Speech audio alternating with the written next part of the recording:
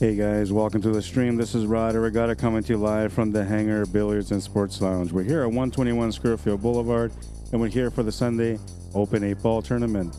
This is a B-side semifinal matchup between Durvesh RAMASAMY and Jason Drake. Jason Drake currently leading by 2 games, and he's at the table. Felt like I was running out of breath there.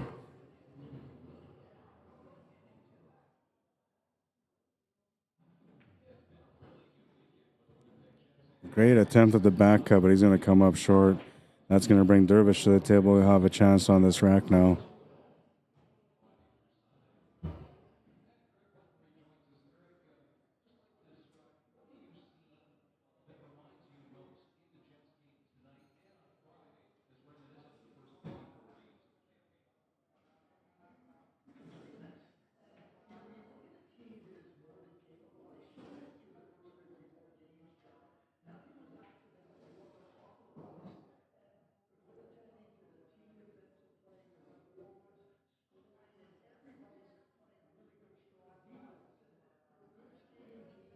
All right, and I'm here in the room joining you guys.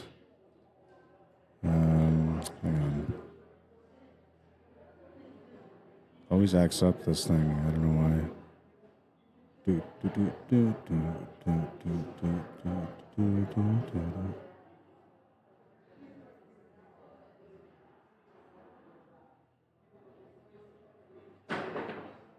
All right, now I'm in here with you guys. And he's going to lose the cue ball, so that'll be a ball in hand for Durvesh. He's got a little bit of a mess at this table. Needs to get that 5 ball away from that 8 ball. I like maybe taking that 7 ball and just drawing off the cushion into the 5. Then you have the 1 ball as a follow-up shot. Or maybe the 5 goes to the side. I don't know. He's aiming for it.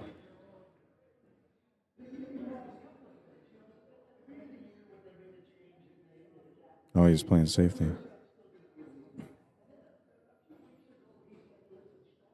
I like that. You know, you put him in a really nice spot. Even if he hits it, you know, he's going to be in tight to make it. And even if he makes it, he may not get the shot on the 8 ball.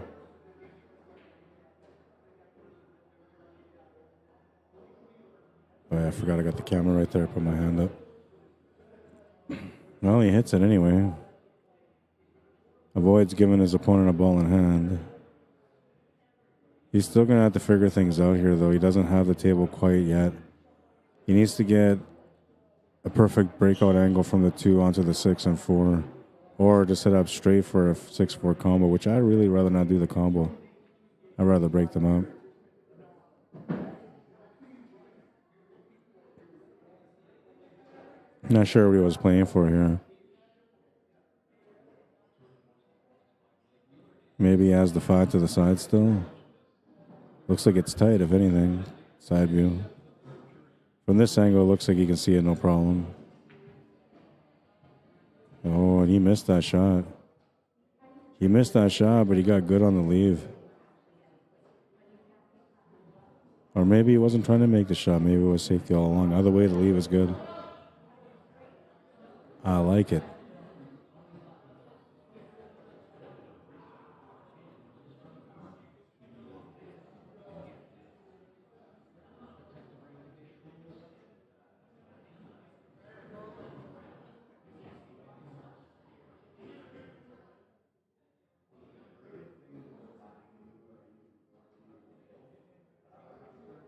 Plays a safety. So now this is the thing. If you take this combo and you don't make it, you sell out. Unless you play through on it. But it's hard to play through with this angle. He did play through. He's going to rub off the 3 and scratch on the side. Oh, no. Absolutely no luck. As long as that cue ball doesn't go in that side pocket, he's good, man. But that cue ball scratches in the side. That's going to give Jason Drake a chance to get on the hill now.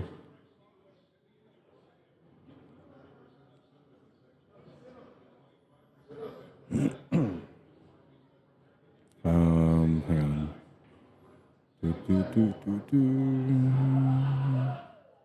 Oh, I haven't done that yet.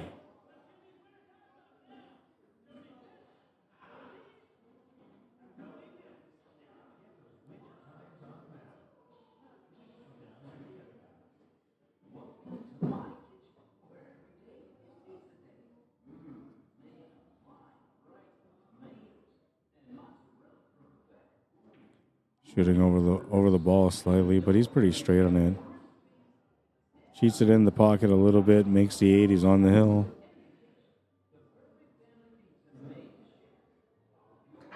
On the hill and looking to go in for the kill on break number 4, or rack number 4, break number 2 for him.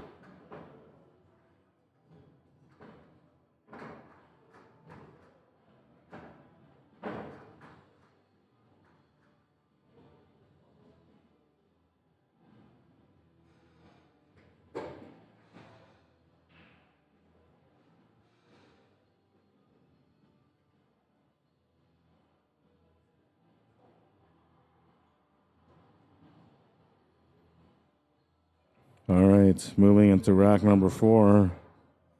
Jason Drake to break. Breaking for the match. Makes the 1 in the side. Cue ball comes back to the middle. Gives him an option here for solids or stripes.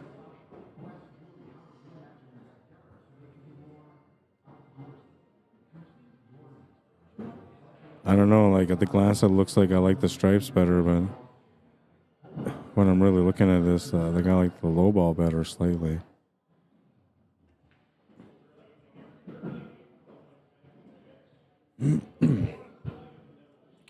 Sometimes going the harder route on a table is actually better for you, though. You know, you focus a little bit more and you're more more in control of the table, you know.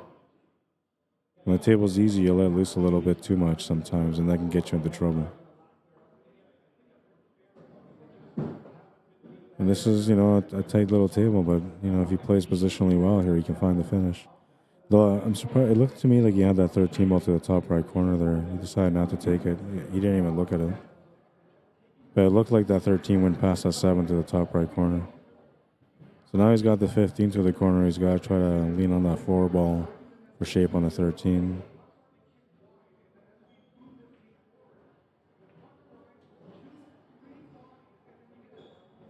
Does a good job at that. And now this angle here is a little off too, so that means that he's got to try to get around here. Try to approach this 11 ball from the top side so you make the 11 to the bottom left corner next.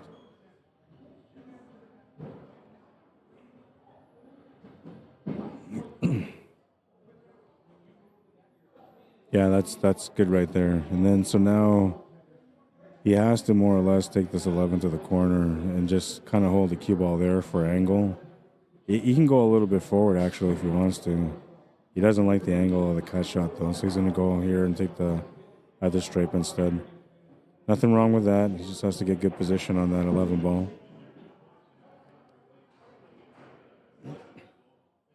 Looks like he didn't quite get what he wanted, but he still has a shot here. And the good thing about this shot is that he's got a 7 ball for protection. So that allows him to kind of like free stroke the shot a little bit more. He can hit this edge to edge and be comfortable with that. The cue ball's not going to go too far for the 8 ball. Though I feel like the cue ball will still slide over to the left ball, to the left side, and leave him on an awkward 8 ball. Makes the shot.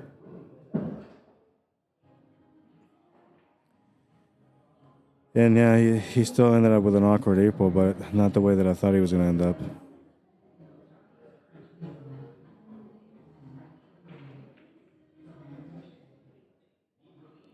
Trying to make it clean.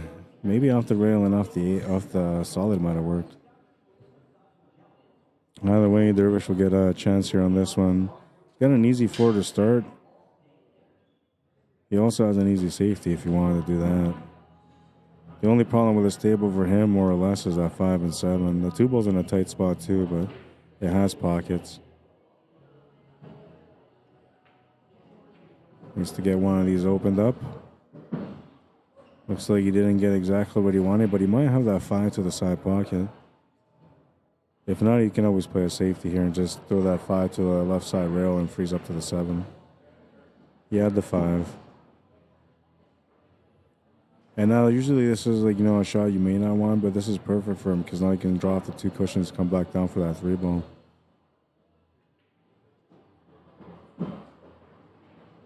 Just like that, you'll catch the 3rd rail too. So now he's got angle here, and I guess this would be a good time to walk around and see what you're going to do with that 2-ball, but he's going to go instinctive and just try to get above it. Oh, he's just going to try to play it up for the corner. Keeping it a little bit more simple than that yet. This will be a tester.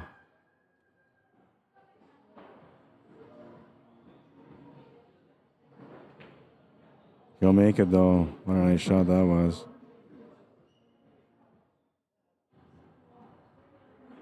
Eight to the side is good. He's on the board. Can't go out without a fight, he says.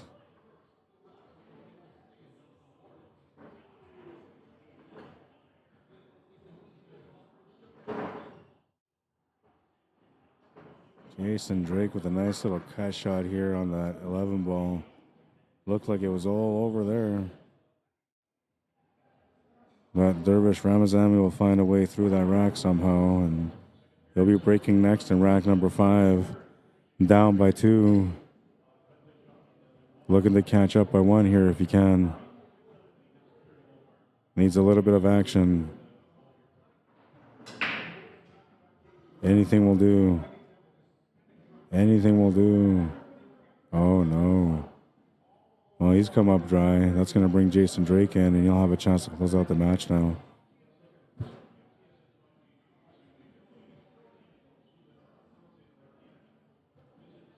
I should move my chair up a little bit. I'll wait till after he shoots here.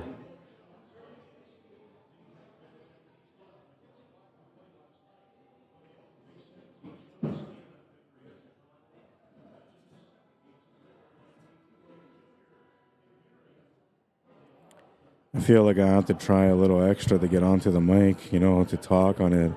And then my back's kind of hunched over, so it's starting to hurt. And getting that secretary hunchback feeling, you know.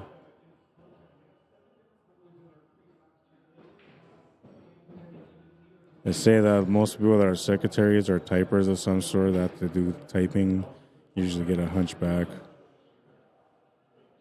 Streamers usually are comfortable, but there's a lot of times that they're not. we go to places that other people would never dare try to go to. I worked in small spaces so small that people didn't even know it was a space.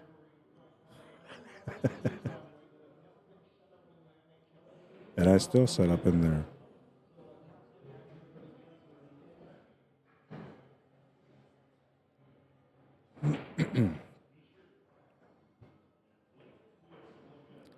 Tries to make the 15 ball, will come up short. Now he's giving Durvesh a peek at the 1. There's not much else he can see. Well, maybe he can see the 4 ball. I think he can see the 4 ball, so he's okay. 1 ball's a problem though, so if you can address that 1 ball, that, you know, take it on obviously, but maybe the 1 ball's all he's got. Maybe he's got nothing with that 4 and 3. Yeah, he's looking at this like he ain't got no other choice. Come up short on the shot. We'll turn the table over to Jason Drake, and he's going to have a really good chance to close out now. Everything is opened up. There's no breakouts left. One area to address right now is the one that he's on. The other area to address is where the 15 and 9 are. Those are about the only areas where you can get into any real trouble. If it wasn't for this combo here, you might be in a little bit more trouble, but that ball that's sitting above the 3 ball is a problem ball as well. But that combination helps him get to it. Though he came up short from where he wanted to be, so now he's going to be stuck taking that 15 ball. And if he decides to drop back, that makes the shot a little bit missable. If he plays through, it'll be okay. See what he chooses to do. Looks like he's playing through. Yeah, he's supposed to play through there. He came up a little funny against the 8. Not part of the plan, obviously. Can't really see what he's looking at here, but it looks like you can see some of that 12. So he's going to try to cut it. The 11 ball was there for a little bit of cushion too, but it just missed it. All right, so, you know, if you're Durvesh now, you're starting to feel like you got to make things happen here. You might be running out of opportunities. So we try to make this work. 4 and the 3. That's the next problem area. Takes the 4. Is going to come around for the 3. Take care of 2 birds in one angle.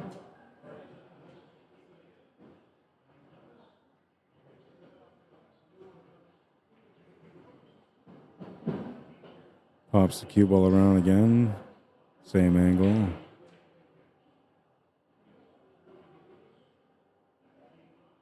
Needs to set up for the 5 or 6 now. He set up for the 5. He can also take the 6 if he wants to. If he takes the 6, the cue ball will come around, so it's a safe shot. The 5 ball is a tougher shot. It doesn't give him that much reward either, so I feel like the 6 ball is the one that he has no choice but to take. He's just got to watch out not to run into that 1 ball. Oh, he took the 5 instead. It was a tougher shot, but he got the reward. He got the shot, and he's got the finish. Gentle little drawback here. Now I'm thinking he's probably going to go off the top rail here, but he could just try to poke draw this. Maybe run it towards that 9 ball. I like taking it to the top rail and back to the right. Yeah, like that. Might be all fancy and we just keep it simple, man. Makes the 8. He's on the board again, down by 1. He's finding second life on this matchup. So when you're at this point, when you're down 3-0, you kind of start stressing a little bit. But when you start coming back a little bit, that first game may not be that much. It may be just a simple thing like, okay, I'm on the board now, right? It might be just that. But then you win that second game, and now you're thinking, okay, I can win this match. I just need to get this next game. And then you start getting hungry. And then if you were successful enough to win the next game, you come onto the next one, and this time you're even hungrier because now you want to go after it all. And it's your turn to break, and you're just trying to smash everything open so you can run out. That's the way it's supposed to play out. I don't know if it's going to play out that way, though. We'll find out. Rack number 6. Jason Drake smashes the rack, and he's going to get a stripe down to the pocket. So he's got options at the table. He made a ball off the break. He's got a chance to be able to shut things down here now. Can he work it out? One major area that he's got to deal with is that 11 ball sitting above that 3.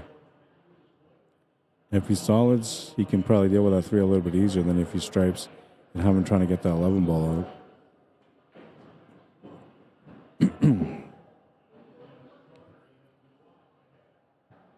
Once he takes that 2 ball out, he can get that 3 ball away from that 11. A little bit of angle here just so he can get off the cushion back to the left side. He's got to be careful. Like, I mean, if he ends up straight, it might not be a problem. He can just roll the cue ball up for the 3 ball to the top right corner. I don't think it needs to be broken out from there, from that angle. But oh, no, he's going to come up short because he's trying to get perfect on that 2 ball. And Durvesh jumps right up, man. He knows he's got a chance here. If he can take care of this rack here, he can maybe put a little bit of pressure on his opponent. Might be just enough for him to be able to get back in this match.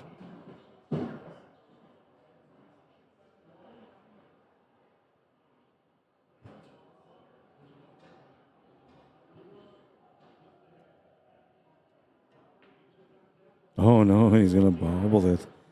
Oh man, and the worst thing about that, he's left the 6 with a breakout angle on the 3. That is not part of the plan. Might be the last time you see him coming up to this match here if Jason Drake can work out these shots.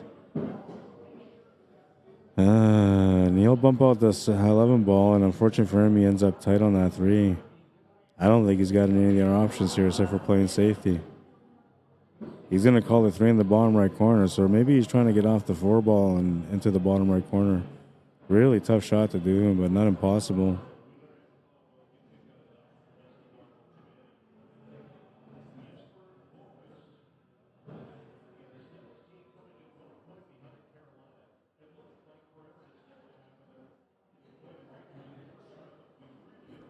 I guess what he's looking at is that there's not a lot of room for safety because, you know, he's got a duck sitting in the pocket.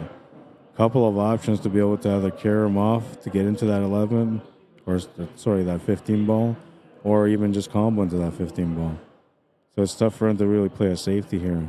But there's room, I feel. I feel like if he just skims off the 3 ball slightly, he can take the cue ball off the rail and wedge the cue ball back in. Well, it's kind of work out, I guess. It's gonna work out, man. He missed the shot that he was trying to make, but as far as where he wanted that cue ball to be, that kind of worked out. He's put his opponent in a tough spot, and now he's gonna have to start thinking and considering an idea of a safety shot here too. He could try to go for it, but if he goes for it and he doesn't make it, he sold the rack. If he plays a safe, he might buy himself another chance, though his opponent could still make a nice shot, and you never know. He'll play the safety. He gets that extra kiss off that 11 ball to make sure that he's got a good save. And Jason Drake can't see any of the 1 or the 2, but he can see about a half a ball on the 3. He could try to play a 2-way shot here and just play the combination safety. Make the combo, you got the out on the 2, and if you play the shot and you don't make it, you're going to get safe because you're going to block that pocket on that 13 ball. It's like a win-win, sort of. He's going to go for the shot on the 2. Look at this. Oh, nice try. He'll kind of get a little safe, but not really. He's left him the shot on the 11 ball. Left him the shot on the 11 ball.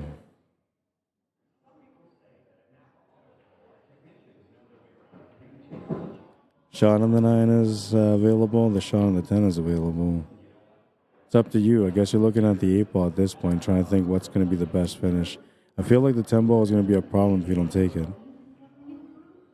He's going to leave it there, though. Now, you're counting that you're going to have perfect shape on this 13, which is actually a little bit off here. He might have to follow this through with some topspin. He's going to try to draw this with some English. All right, so he went too far for the side pocket, but he's ended up pretty good here for the corner. Just has to hold the nerves and make sure he doesn't undercut the shot because he's trying to hold shape for the 8 ball. He doesn't. He just hits it nice and gentle. He's got a nice straight 8. Jason Drake says that's good. And Durvesh will tie up the match. 3-3. 3-3, and he's surviving, man. He survived 2 racks so far. Actually, he survived 3 racks so far.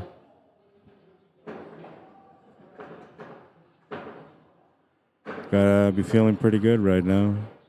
Right now. Oh, yeah, it's not even showing me everything. How dare you? Show me the live chat. Is this the wrong one? No, it's the right one. All right, we're going to move into rack number 7 now. He's tied up the match. You can see an opportunity in front of him. Looking for some action off the break. Oh, look at that. Split to the corners. And yeah, this will work, man. You have some opportunity here. Definitely want to go high ball on this one. It's a beautiful table. It's a little bit of a tester, but I like taking the 13 ball as a first ball. It's a long shot, but it's close to the pocket, so it's not that bad. You know, even if you just hit this a half ball, contact, just top spin, you're good. We'll see what he decides to do. I mean, if he's got that 9 ball, 9 ball might work too. You can always come back down after. Yeah, he's got the 9. He might have been setting up for the 10 ball and he's come up short, but he's got the 12 ball to take, so that works out.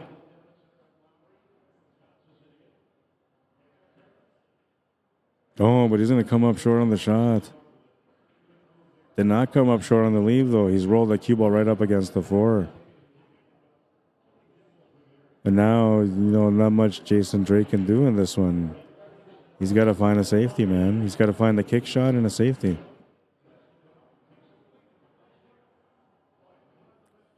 Or a kick shot and a shot in the pocket, which is what he's trying to do here. Calling the 1 ball. Going for a kick on it to the side.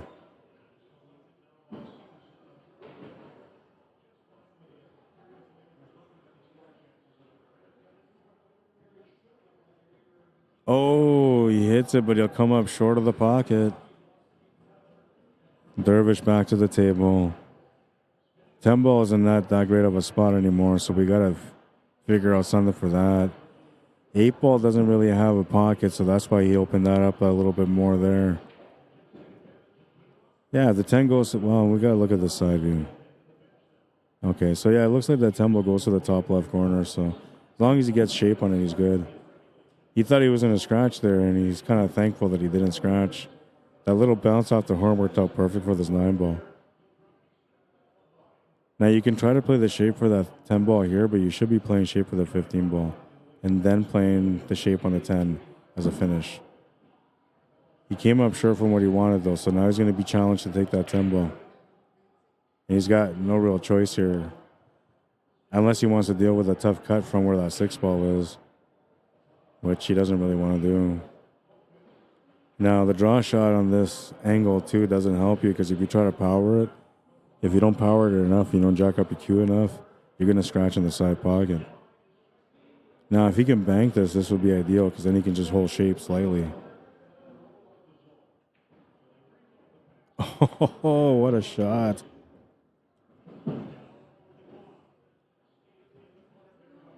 What a shot.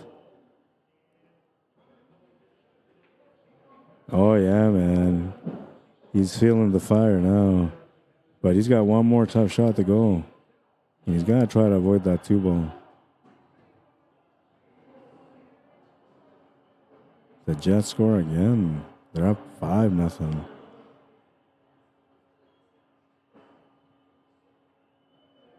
And a beautiful shot on the 8 ball. He's on the board again. He's on the hill. Durvesh, RAMASAMY, he's heating up here. 4 straight racks, man. 4 straight racks after being down 3-0. His opponent held at the hill. And this shot was just beauty. I mean, how do you get better shape? You just don't. That's beautiful, man. Absolutely earned the finish on that one with that bank. And I mean, for me, I'd be all nervous and intense at that moment trying to make a bank shot because I'm not very good at them, right? I'm getting better at them, but still, I'm not as good as some of these people are, man. Some of these guys, they make some amazing shots, amazing banks. So when he made that bank there, like, I would have been nervous. But I also know if I make it, I'm out, right? So maybe the confidence comes out there. Beautiful shot nonetheless from Durvesh. Ties up the match. We're at Hill, and Jason Drake's going to come up dry. Now, this table looks like it's a beautiful table, easy to finish, but there's a lot of work here. This is better than the average Hill table, though. Most of the times when you got a Hill table, everything's tied up. The solids are, the stripes are wide open on this one. He's going to address that 15 ball here. Came up a little bit short, but he still has a shot to the side pocket, so he's okay. 9 ball to the side as well from there.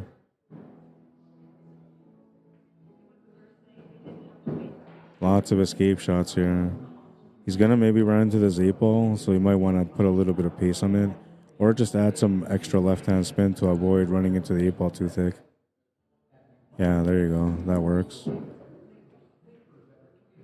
Got to make the shot to the corner and try to get a little bit of angle on this or get straight on this 12. One of the two. You try to get straight, and he's straight-ish.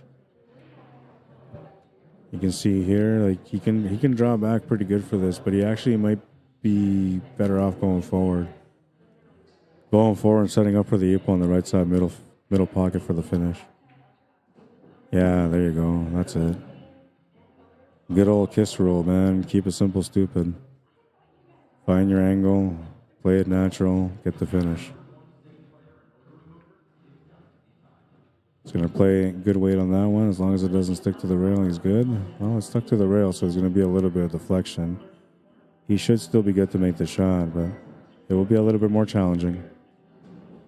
But he'll make it, and he'll run out that last rack. A nice finish from Durvesh. 5-3, the final score. What a match. What a match. And now we're going to have another showdown. Jason McNish versus Durvesh RAMASAMY. This is going to be another really exciting matchup. You guys are in for a treat. Durvesh is going to go to the bathroom real quick. I'm going to take a screenshot of the score. So just in case if I have to go back and update the score. And then I'm going to reset the scoreboard here. Jason will have a few minutes here to warm up real quick while Durvesh has gone to the bathroom. That's going to give me some time to get the scoreboard set up. Now this is going to be a straight race to 5. Alternate breaks. This could easily be an A-side final or a championship match. It is your B-side final. I believe it is. Scoreboard has been updated.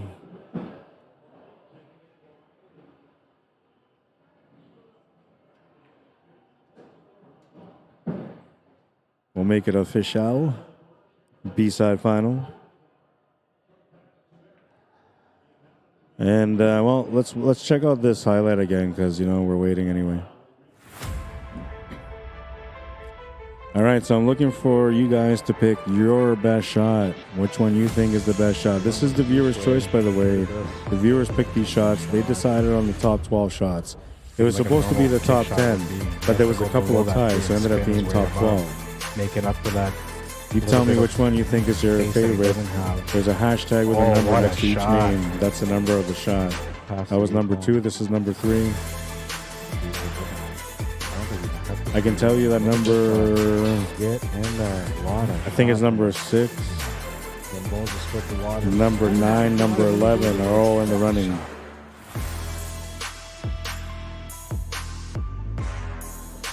Oh, and he's gonna make it. What a shot! Might be the 2 bonus. Yeah, this is a beautiful shot, number 6. Look at that shot. Perfection. This was a nice shot too, man. I mean, this is Brando shot. Bam, in the pocket. Oh, what a shot it was. Wow. Rolls right now on this table. This was a beauty as well. Long table, man. 9-foot shot. It's taking a lot of efforts. And look at at a that bar box, you'd be like, oh, that's okay. That was a decent shot. But on a 9-foot, that's a beauty. Oh, look at this shot. This is one of the ones that's in the running. What a shot. Oh. This one should be in there too. I love the shape on the 9 ball here, off the jump. Oh, what a shot. I actually really like this view. Like this one is in the running as well. Kick shot on the 8 ball. Oh. And this was a beauty as well. Jump shot on the 8 ball with a follow through. Beautiful, beautiful shot. We'll just take that off the screen because these guys have started their match now. So it is rack number 1 and Durvesh at the table.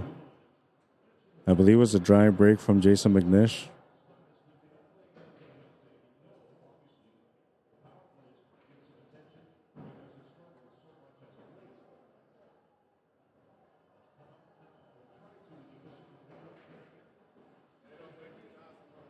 Trying to work things out. Pop up our sponsors here as we're getting into the heavy matches now.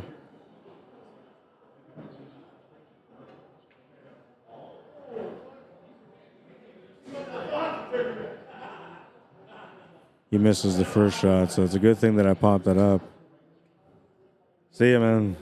Or do you leave? I think he said see ya, man. Maybe not.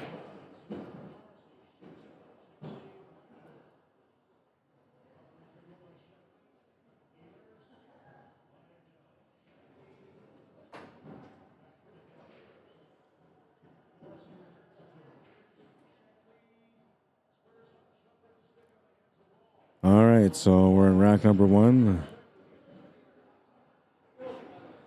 Oh, and the Jets score again. 6-0 against New Jersey Devils. Wow. This team has woken up, man. They were not scoring. They were not playing good. And I don't know, something happened. Something happened, and they're just lighting it up now. Speaking of lighting it up, I'm going to light up my camera a little bit more because I'm starting to fade into the background. I know I got to bring a light, ring light. I actually have another camera that has a ring light built into it, and it's actually not that bad of quality, but I never used it. I got to find that again. See you, John. See you, Jason.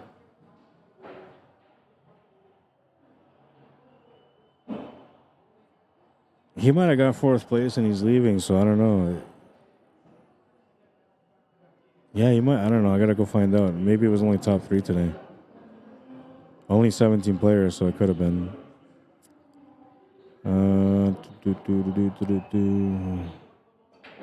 What was I thinking about?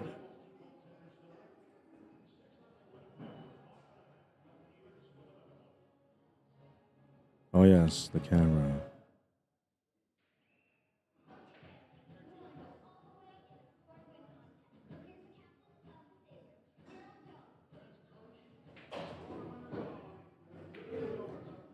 It's going to be dark in here, though, and the brightness I don't think is going to do much.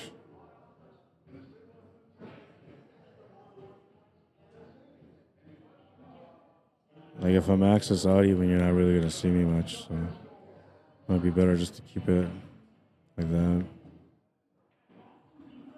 No, that's not going to help either.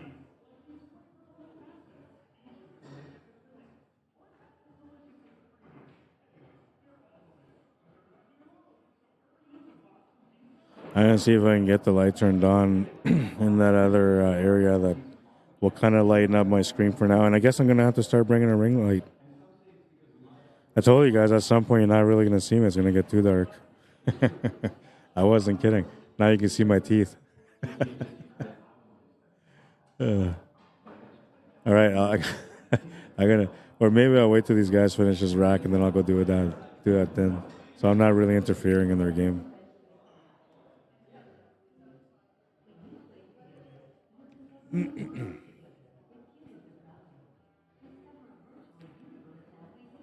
No, didn't really give him anything there anyway.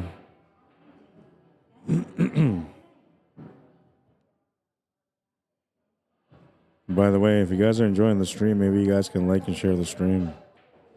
When you guys like the stream and share the stream, you're supporting their work and you help others find out about our entertaining streams. So that was a nice shot. Really tight, but he made it. That was a beautiful shot.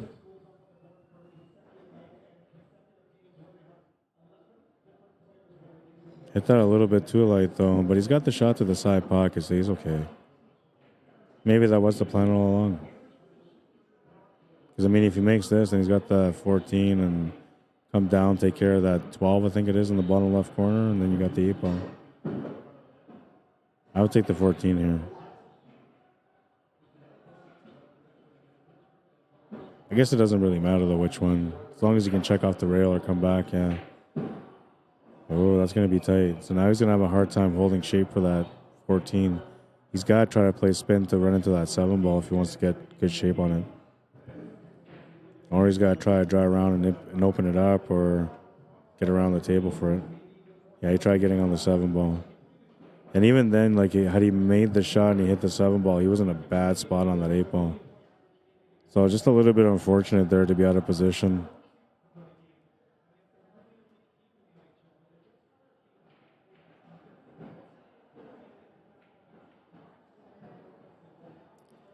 Combination is good.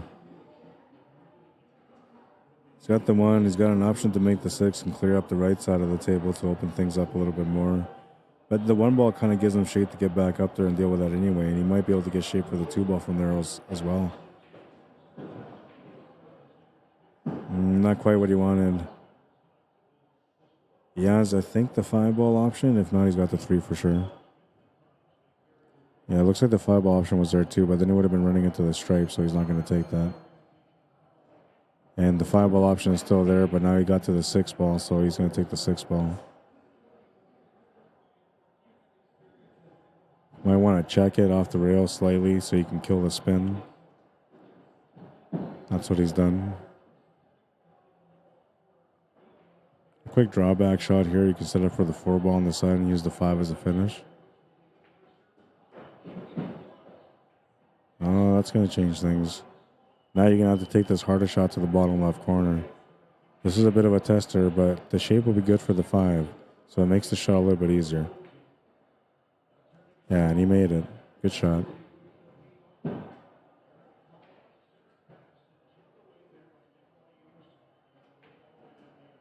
Quick poke draw on the 5. Sets him up for the 8-ball. Makes the 8. Takes the first game. 1-0 for Jason McNish. Durvesh will have to shake it off. That was his rack, but nothing he can do about it now. So we'll move on to the next and try to recuperate from there and hopefully defend your break. I'm going to go take care of the light.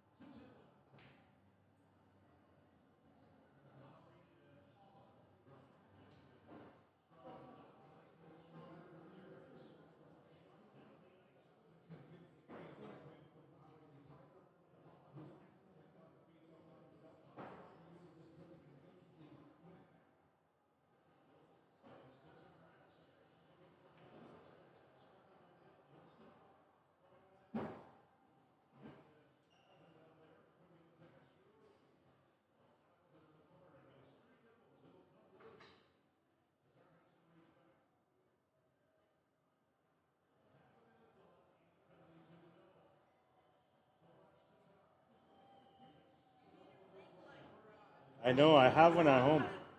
I have one too. I have a couple of them. I even have studio lights at home too, like professional. I'm not always set up. Oh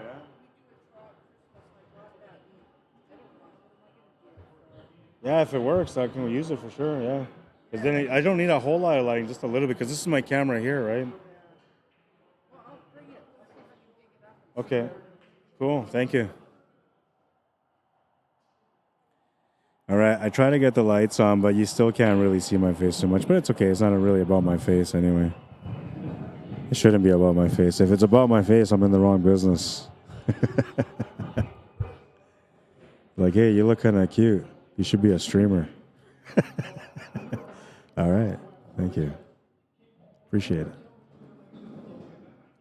Yeah, I'm talking to myself. That's how I usually have a conversation with myself. It ends up with a thank you. Appreciate it.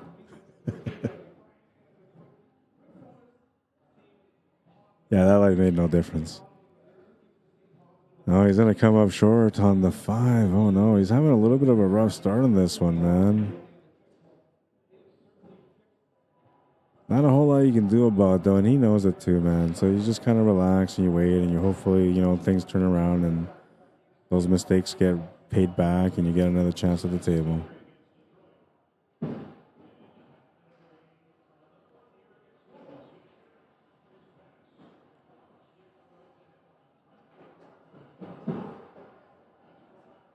going to be shooting over the ball on this one. makes this tougher is that you're trying to play shape for something next, which is either going to be that 11 ball or the 14. The 11 ball is the one that you would rather play to because that's the angle that you have to work with. But you're shooting over the ball more with it, so that makes the shot a little bit more missable. If he's missing for the same reasons I think he will, he'll miss it on the left side of that pocket below. He made it no problem, though. Good shot. That was a tougher shot of every other option that he had.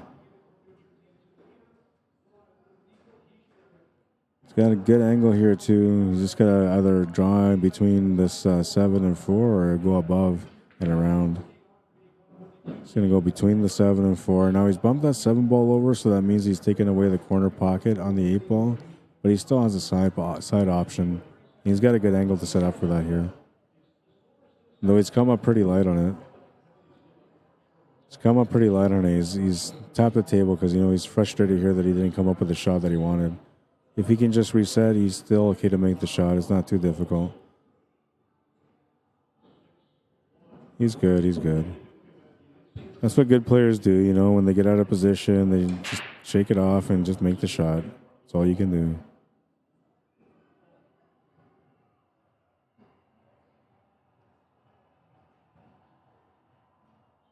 Two 2-0 now. Jason McNish breaking in rack number 3.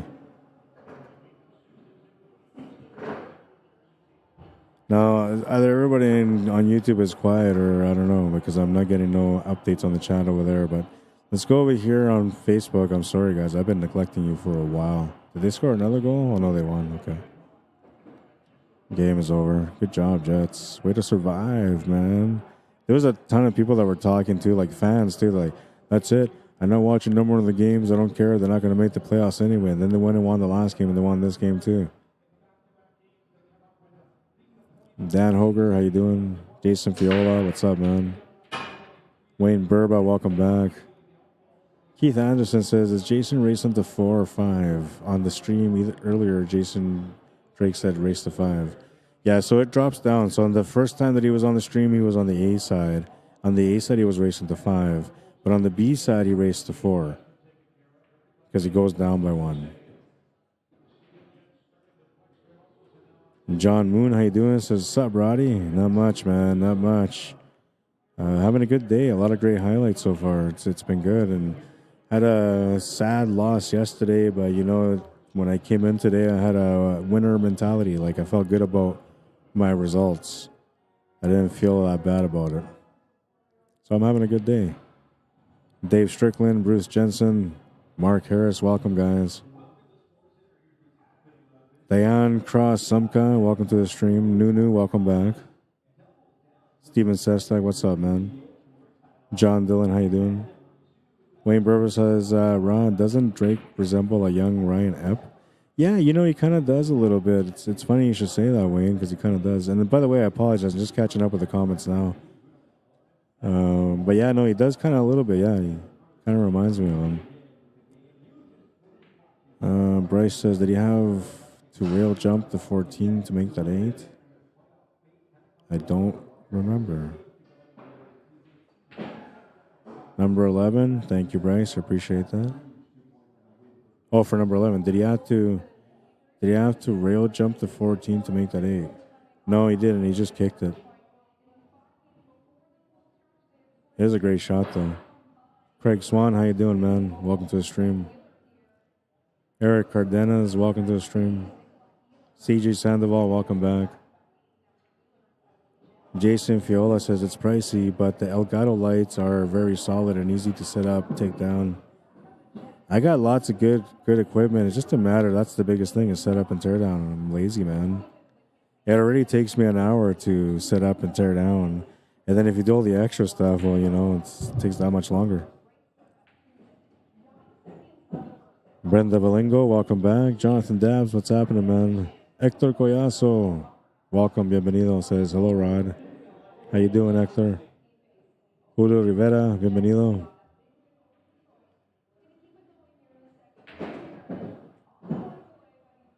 A little too heavy.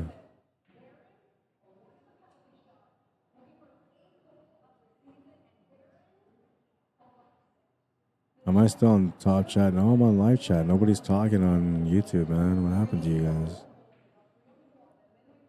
What happened to you guys?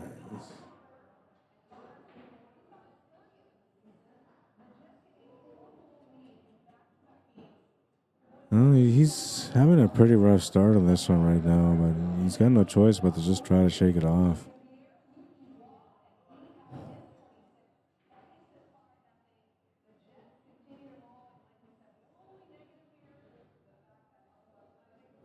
Jason still has a lot of trouble on this table, too, so it's not that bad of a situation to be in right now.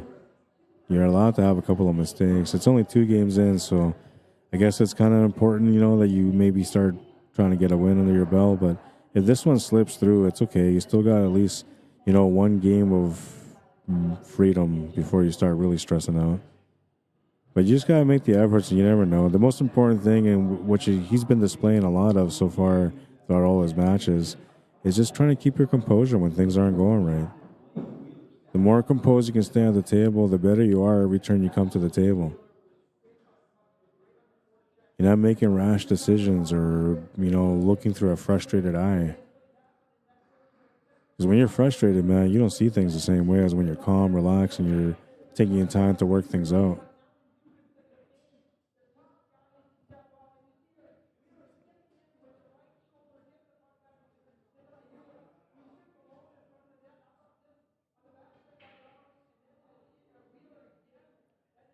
Championship match coming up next after this one.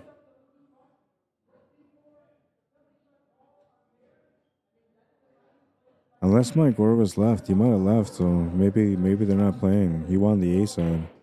He could have just said, you know what, I'll just take second. This could be the last match of the night. I don't see Orvis, and I thought he waved by earlier, and I was like, okay, see you. And then I'm thinking, wait a minute, didn't you just win the A side? But he might have left. He might have just taken a split.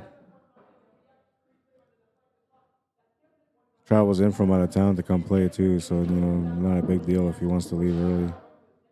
I'd rather watch these guys play though, that's for sure. We do have my friend here, Greg Wilson, chilling out by the side, so if worse comes to worse, I'll make him pull out his cues and him and I will play a set. I don't know how good I can play today though. Trying to give my feet a little bit of a rest. They took a beating yesterday, but I was like going down to win every shot, man. I was trying my best, every effort, man.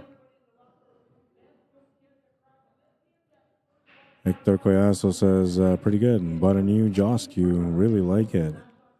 Nice. What's the weight on it? And what kind of tip does what kind of tip do they put on their cues factory? Or do you get a choice of what kind of tip you want on it? CJ Sandoval says, what kind of stick do you shoot with? I thought you shot really well. Thanks for the pool coverage. I shoot with a Dufferin. It's a collector's edition Dufferin. It was specially made for the Canadian 9-ball tour, and I got number 66 out of 75. So if you were to try to buy one of those, like say for a tournament to give away or whatever, it would cost you about $1,000 for it. But they said that, and at the time, this was like the newest technology, everything on the cue. So it was like perfectly balanced, no deflection, quick release, right? There was a lot of different things that were special about the cue that made it what it was. But apparently, I have number 66 out of 75. Oh, I don't know how that worked out, but that worked out. I have no idea what he meant there, but that worked out. I think he meant the shot to the corner, or maybe he meant the bank. I have no idea, man, but that worked out beautiful. I saved the shot anyway. 8-ball to make it count, though. And you'll make it. 3-0. Now first, oops, I hit the wrong thing. First, I need to see what the shot was, and then I got to ask him what the shot was. Oh, you were trying to bank And then you made the cut too. You were trying to cut. Oh. So that's what I thought. I thought you were trying to cut, and then you ended up banking. I was like, whoa, wow, 2-1. Yeah, crazy. Yeah, that was a beautiful shot. So he was trying to cut there, and he ended up getting the bank.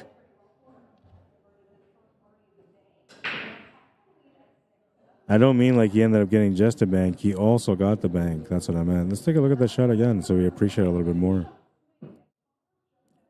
It was a cut shot, a really thin one too. It didn't matter about what he did with the 11 ball, but the 11 ball worked off the 6 to go back in the pocket. Interesting shot. Interesting shot. Hey, so wait a minute. If Orvis ended up leaving and he's got the highlight of the day, it doesn't count as any won because he split. He didn't even play. So the curse doesn't apply to him unless he's here to play in the championship match. If he plays the championship match and he wins, then he proves that there is no such thing as a curse for getting the highlight of the day. I'm hoping he's watching in his car right now as he's driving. He's thinking, you know what? I'm going to go back there and play this match. I have no idea. He might be in the building. I have no idea. I don't know where he is. This might be the last match. Nobody tells me anything, so I have no idea what's going on.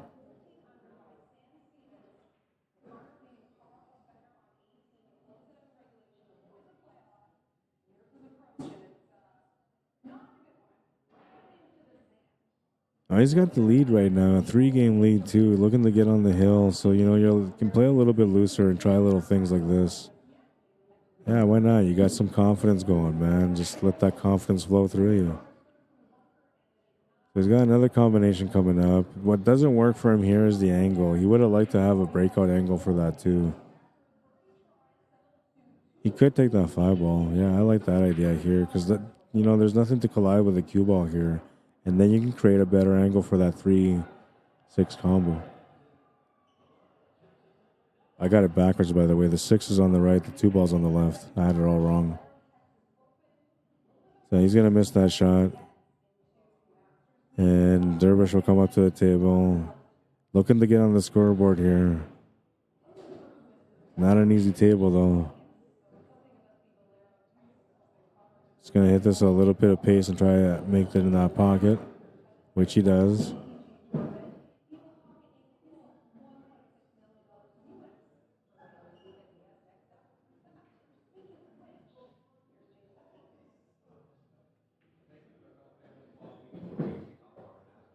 Tightest situation that he has is that 12 ball. That's what he needs to get to. He's going to play a safety here. Into the 8. Good shot. Oh, but he left the 1 ball. He left the 1 ball and he didn't block the pocket. He needed to block the pocket there. It's one of those situations where you have to pick one or the other, either where the cue ball goes or where that object ball goes. If you try to do both at the same time, it makes it extremely hard to do. So that's why most players will pick one or the other. To me, the result here tells me that he was thinking about both. Look at that shot.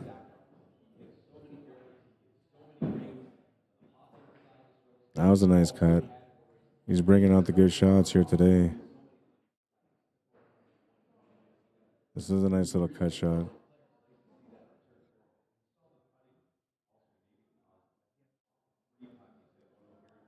He's kind of free stroking a little bit because he's comfortable on the scoreboard right now, so he doesn't have a lot of pressure on him. It allows him to be able to, you know, loosen up a little bit and take some riskier or harder shots. Makes the 5. Cue ball comes through in between the 2 stripes. They'll have an angle now on a 3 ball. An angle that works for the breakout on the 6. Needs to get the perfect breakout on the 6 so he can get back up to the 8 ball. Needs a little bit of luck, in other words. And it's a good thing he didn't make it, though, I guess, because had he made it, you know, he would have been left awkward here for a finish. And he still has that 6 tying up that 14 ball, so he's giving himself a chance here no matter what.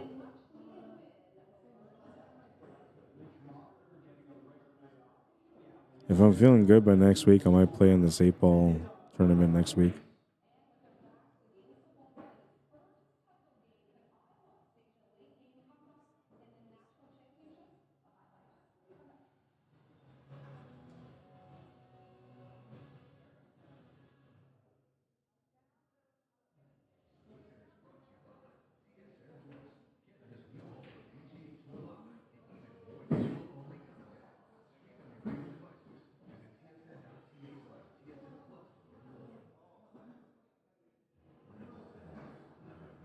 Not sure what he's going to do here. He thinks he might have that angle for the reverse bank corner, but I think he's too tight. He's going to end up running into 11 ball.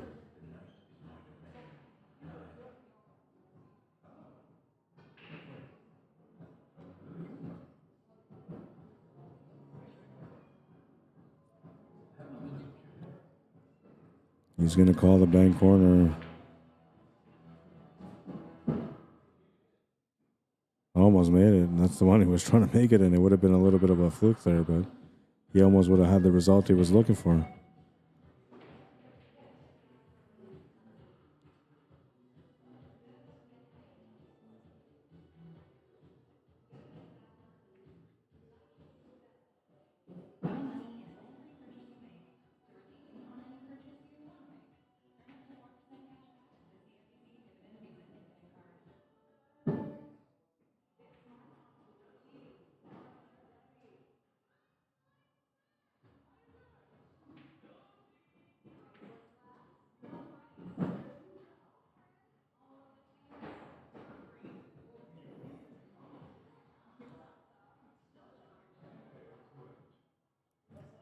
Doesn't quite have what he wants here. He's going to have to have no choice here but to roll this forward gently. Settle for the cut shot to the bottom left corner. Oh, he forced us through instead. But yeah, that same result, man. He needed to make this angle here. This is not an easy shot. Especially because you're trying to get the shape on the 8-ball.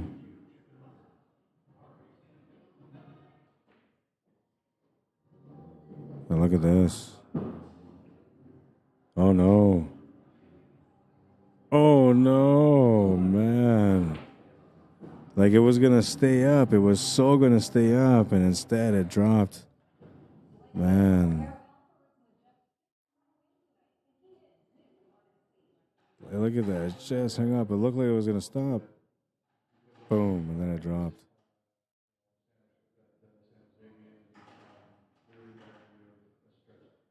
So Jason McNish catching the brakes on this one. Gets the ball in hand for the easy finish. Gets up 4-0. He's on the hill.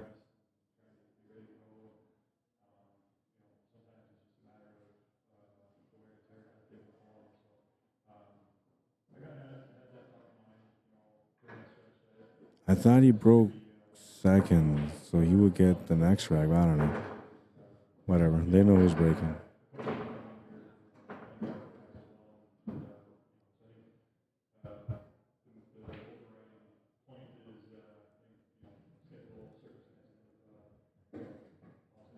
Let's see.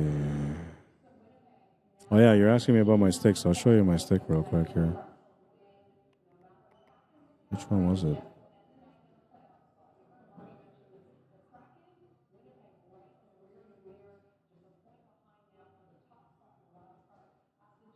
Rack number 5. McNish to break. Looking for some action. He's going to get a stripe in the bottom left corner. This is my cue right here, though. Canadian 9-ball tour special edition Dufferin cue. It's a beautiful cue, man. Wood shaft, no carbon fiber. The technology that they had at the time to be able to make it is the technology that I have in it today. I have not upgraded anything on it except for the tip.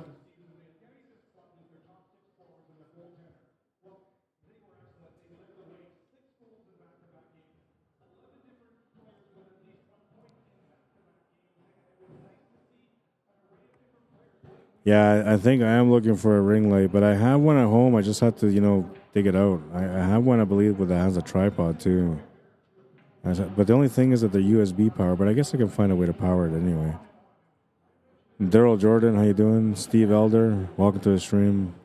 Emery Ethan, Loretta Hedrick, welcome to the stream. Hector Collazo says, it came with a triangle tip from factory, but I'll soon change it to a Tiger Onyx tip. Yeah, that's a layered tip, the Tiger one, right, that you're talking about? I had a Tiger tip on my cue before. I actually enjoyed the Tiger tip. I got a Kamui Black medium now. I don't mind it. At first, I didn't like it because I felt like my other tip was better.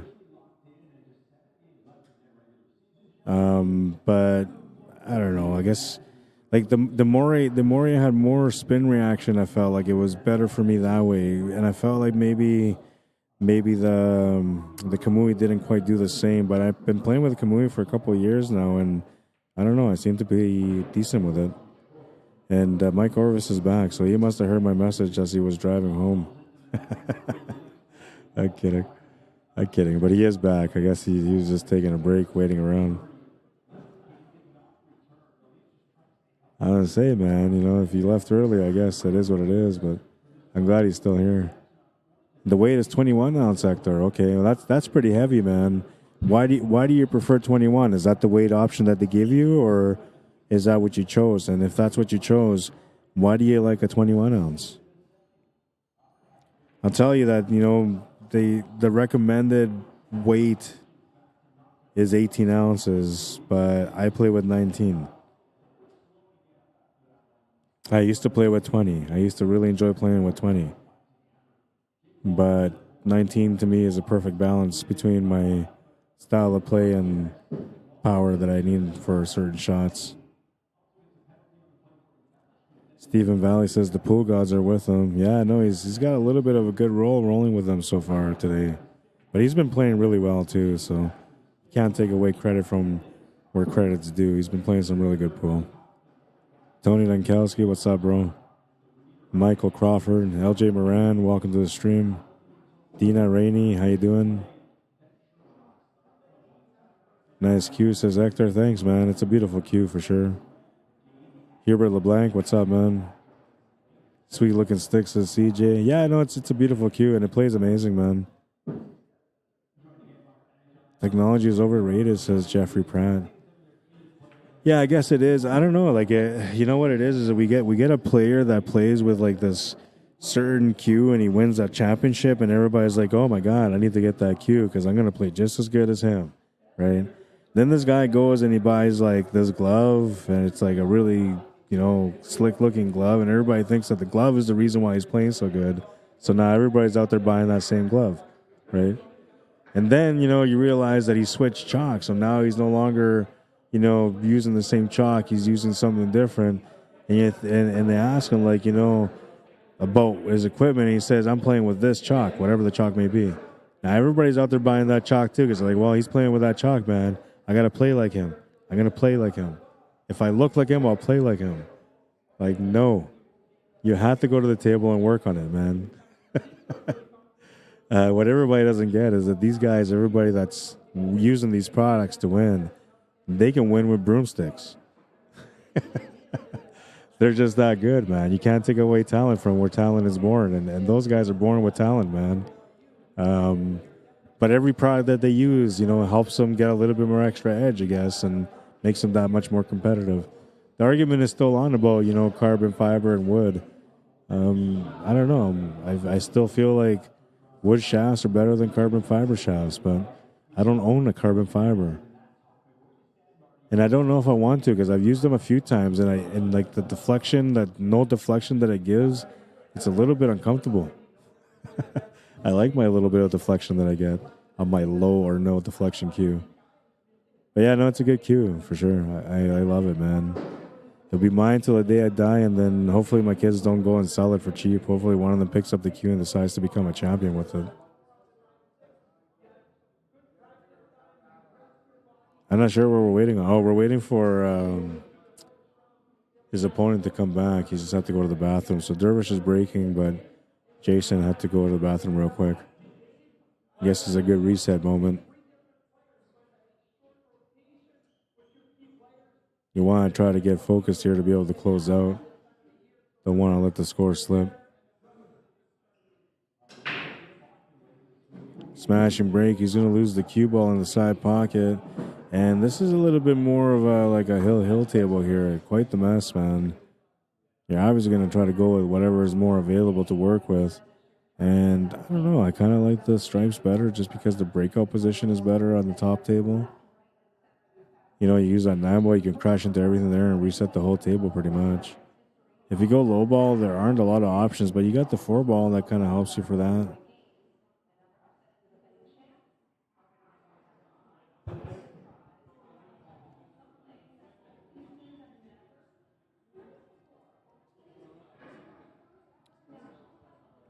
Hector Collazo says, yeah, they make the Everest, Sniper, and Onyx. I see, okay.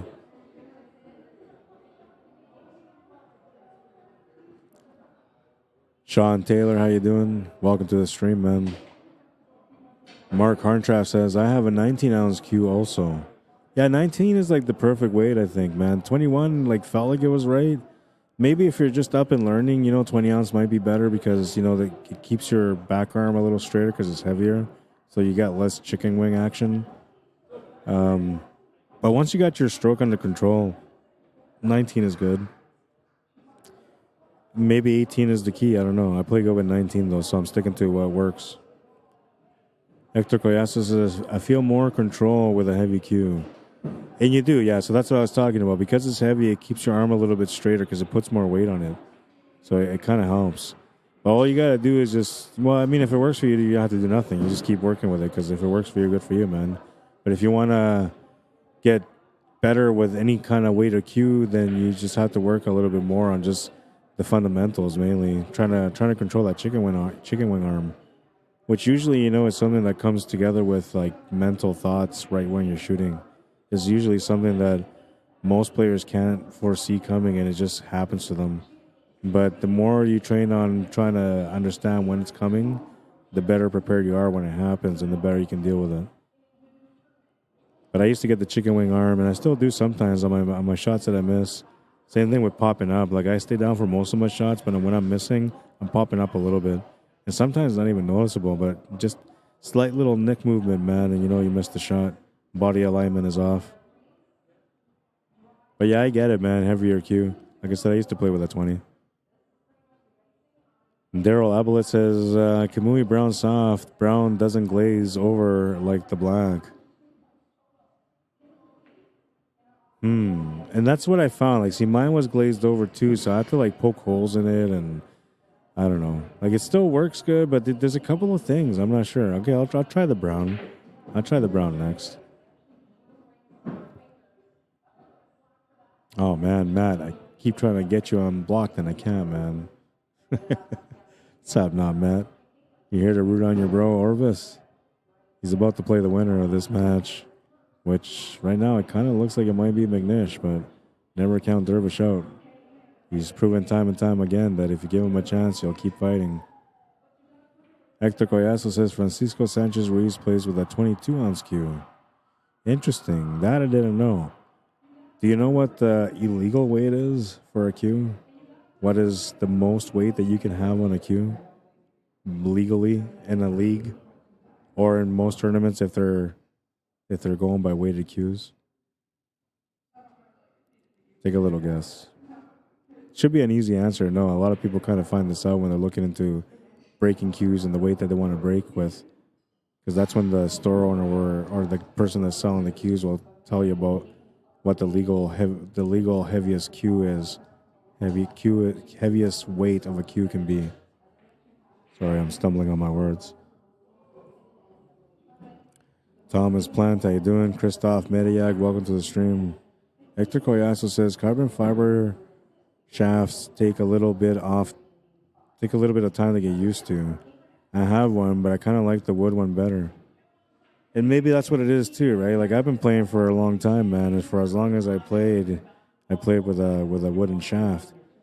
So it's been something that I've kind of progressed into. So I don't know, maybe if I just picked up a carbon fiber and worked with it for a few months, and maybe it would be as good for me as it is for everybody else out there. But I don't think that if I go out and buy a carbon fiber cue shaft that I'm going to suddenly be as good as Shane Van Boning. It'll probably be better. Okay. Yeah, no, honestly, I just can't see. I can't see how like that can really help me become better. I think I still have to put time on the table to become better. Good shot. I told you, man, this guy, like, he just doesn't know how to go away. If you give him a chance, he'll just take it. He'll just take it. He'll make it work. 4-2. He's down by 2.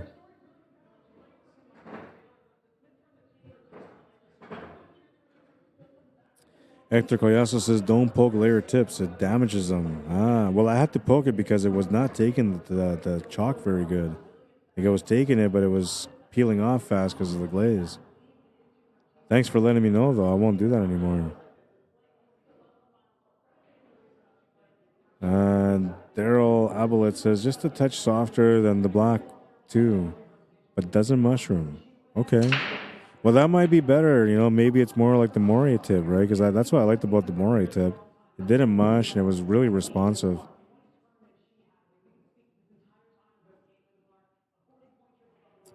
The only reason I stopped using those is because there was a lot of knockoffs out there, so I had no choice but to switch. And Andy Kempa does my cue work, so he's like, hey, man, you know, I got Kamui Black. And I was like, okay, well, how much? And then I was like, okay, I'll take it. So I took it. And at first, like I said, I wasn't happy with it, but I love my tip now. Though I think if I went back to Moray again, I'd probably appreciate Moray once again.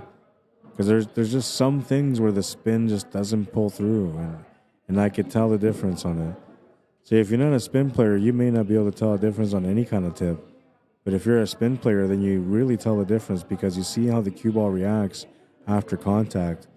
And that tells you, you know, that the tip is working right or not. You shouldn't have any slide on your shots, and if you're having slide that, you know, the tip's not working for you, you got to change something different.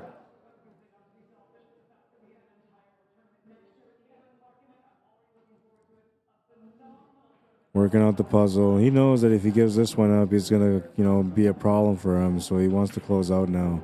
Taking his time to work out the table. I thought he would have gone up there to try to deal with that 15 ball, but I guess what he's looking at is to make the shot on the side, drop back for the 13, from there set up for the 15 and 10. Which I like his plan, but I feel like he might be out of line. Let's take a look at the side view here. He's not too bad. He can still draw back. He'll still be okay to get shape for the 13 ball, so he's not bad.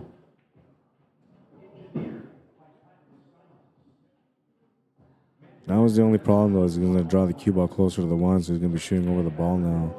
So what we're looking to do here is just try to set up shape for the 10 ball. He almost got it for the 15 ball, but he's going to have no choice but to take the 10. What's going on with my chat? Why is my chat not working? Oh, there is no chat on there. Okay.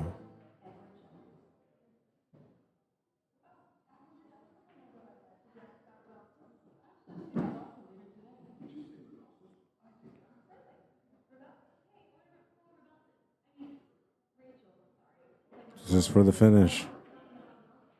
Makes the 8 to the corner. He'll win the match with a score of 5-2. And that brings us to our championship showdown. It is a rematch between Jason McNish and Mike Orvis. We'll put McNish on the right.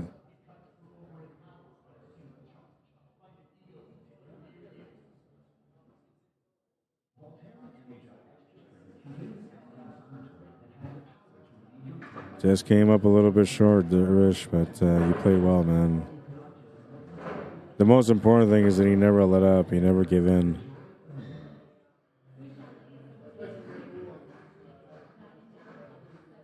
This will be a good match. This is the championship match, last match of the night. It could be a double dip, but it may not be.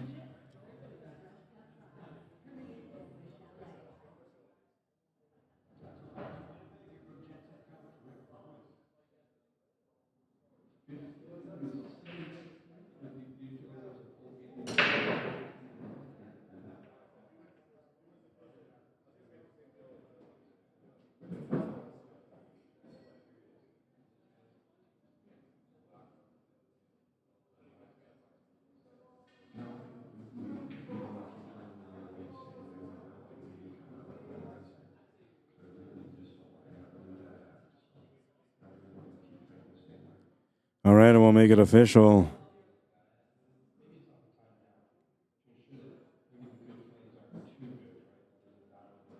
Shot to the side is good. Needs to get up table now.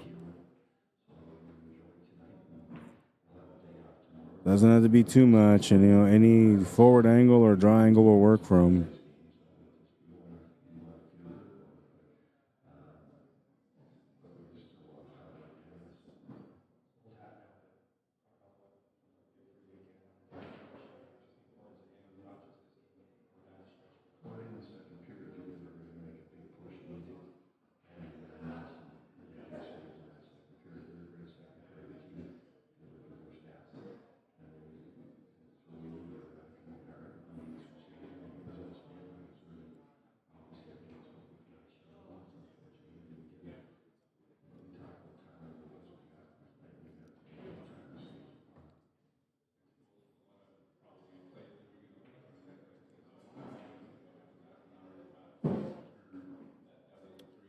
Take another shot at getting up table here. Different angle. Looking for a different result. It's going to hang up on the pocket though. That's going to bring Mike Orvis to the table. Hasn't had a chance to shoot yet, so it might be rough around the edges here at the first 1 or 2 racks, but maybe not. We'll see. He'll have his first shot at the table now.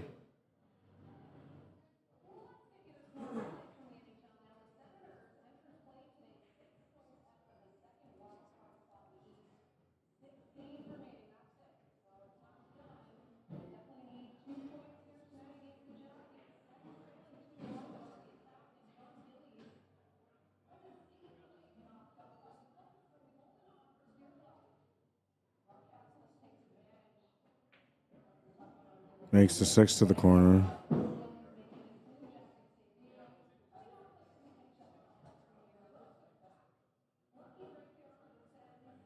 Needs to play shape with a breakout angle. It's going to come up short. Hey, bro, are you going to see Miles by any chance? At some point, yeah.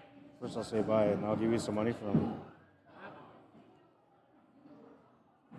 Did he win something or what? Yeah, he won.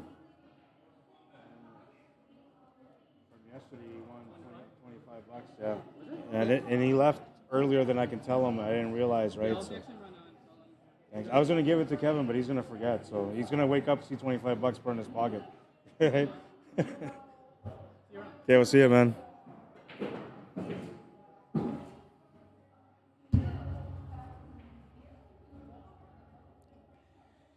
All right, all right, all right. Back in action. Oh, this is no good. Or is it? I don't know. I mean, you can just play this with just straight topspin, maybe a touch of rights, and then you might get the breakout from there. This actually might be a good thing. Yeah. Oh, no. Well, it was almost a good thing. It could have worked out. I think he just didn't put the touch of rights on it. He figured if I just hit this natural, I got the breakout angle, but he was wrong. He needed the touch of rights.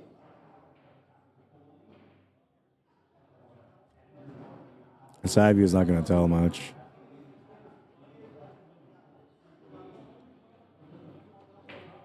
Trying the cross bank side. A great attempt. Now, had he made that shot, he had the 8-ball, man. Crazy.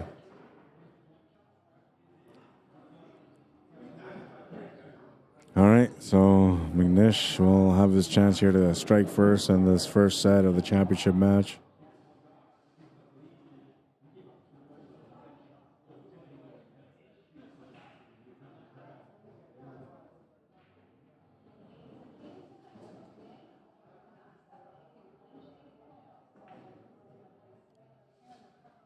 Oh, that looked like it wasn't going to go in, man.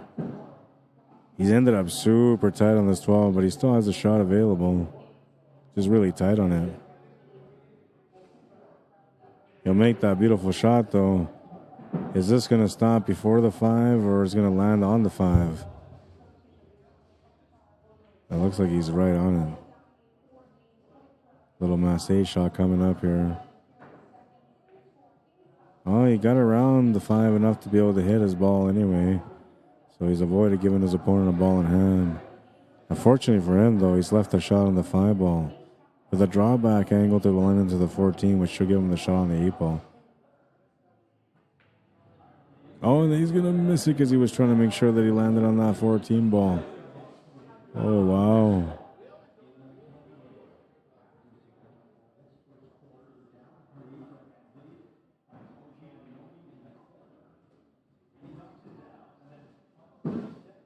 The emotions of the game, man. The ups and downs, man. I'm telling you. It's why we love it and why we don't.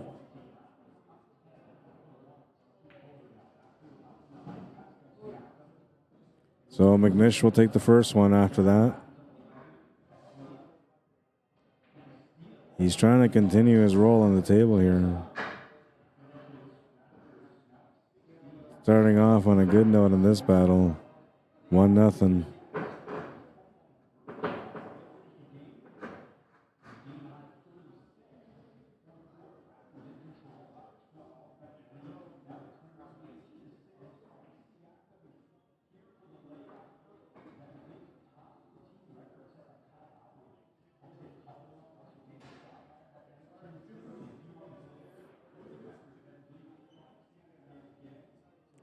Rack number 2, Mike Orvis to break.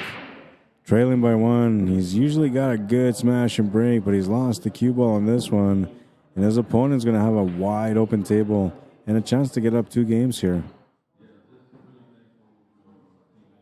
Because of the ball in hand rules in VNEA behind the line, he actually has an option to deal with that 15 ball right now if he wanted to take the high ball. If he wants to take low ball, he can deal with that area with that 6 and 4. Or sorry, that's the 8 ball, my bad. The 4 ball sitting down by the left side of his hand right now. Yeah, so if he wants to take high ball, he can just take this 15 ball right now to the top right corner, set up for the 12 to the side next, and move on from there. He might be looking at low ball though. It looks like he's maybe setting up for that 7 ball.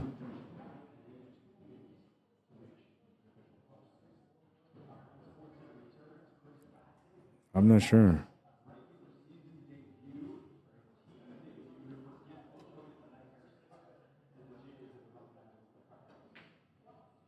He's going to miss the 7 ball. And Mike jumps up right away because he knows he's got a chance, but the 5 ball is gone and tied up the stripe in the bottom left corner. I think it's the 11 ball that it's tied up to. And so now Mike will have to figure out what he wants to do and how to get that breakout.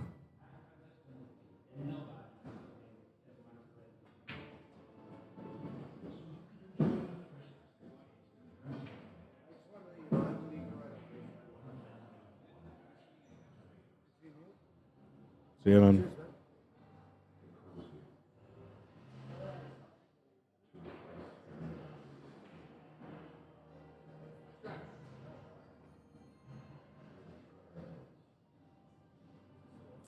Scratch, so a ball in hand for Jason McNish here in this championship match. Off to a good start, getting the first game under his belt, a chance to get the second game under his belt.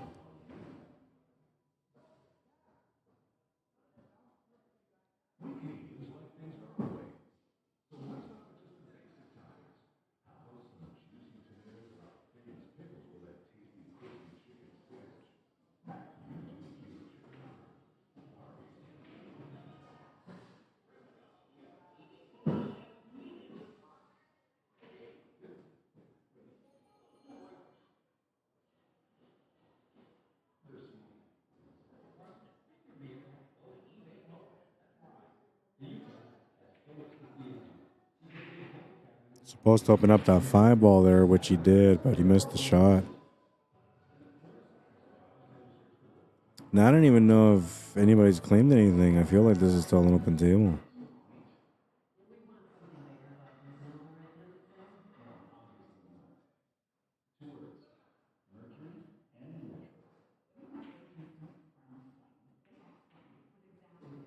Well, it's claimed now. He's going to be the stripes.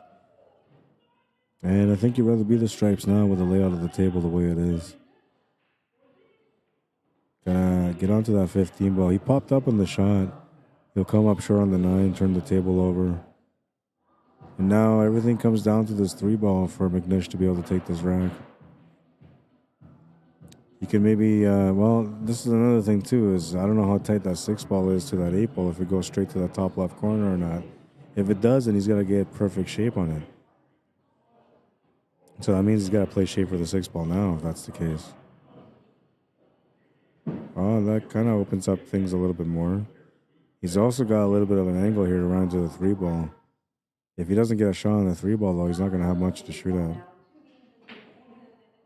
Yeah, he needs to get something on the 3 ball, so a little bit extra body movement on that one will make him come up short. And Mike Orvis will get his chance on this one. Not that he has a high one already, but he's got a little bit better of a chance this time.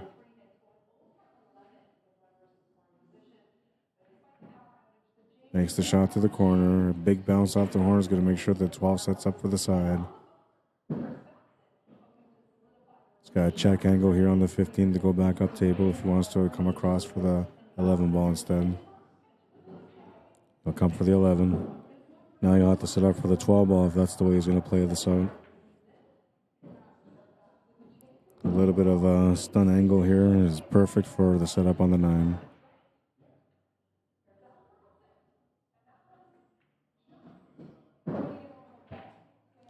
And I like this. He's taking the 13 ball instead of the 9 because, you know, then you're playing that you're going to get perfect weight on that 13 ball.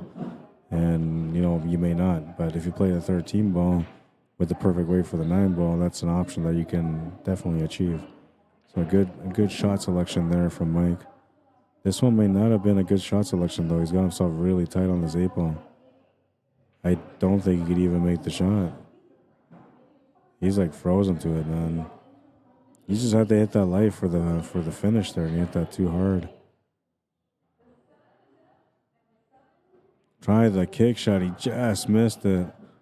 Great attempt and not bad leave, actually. He's left only the shot on the 3 ball and a really tough cut on the 6.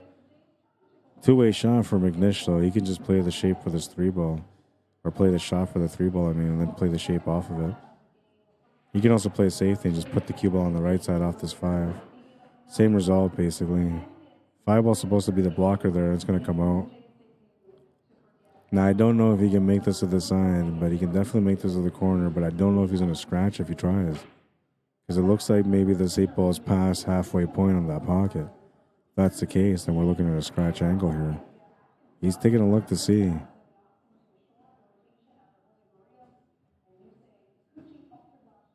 He's going for the kick shot instead. Oh, and he almost made it. What a great attempt, but he's going to come up short. And, well, didn't come up short on the leave again, but he's a little worse off than he was last time because this time he's left the 6 ball available. Nish will make that 6 right away. Needed a little bit more speed on that cue ball for the 5. He's left himself a challenging 5 now. And you almost feel like you're in a do or die situation where you got to just make it. Bit of a tester on this one. Oh, and he just came up short of the shot. He's going to give him the 8 ball. We're going to be tied at 1 here. 1-1.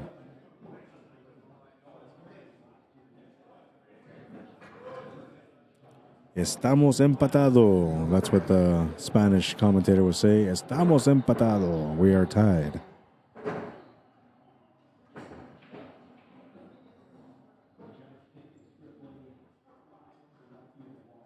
Keith Anderson, I have no idea what the first and second prize are. I haven't looked. I should find out, though.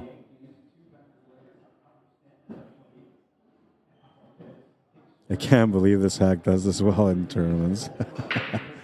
Yeah, I don't know. And on the diamond table, too, man. What's up with that, right?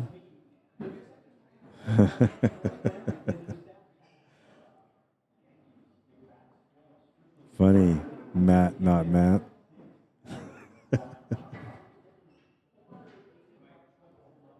Josh Bellick, how you doing? Harold Mateo, welcome to the stream.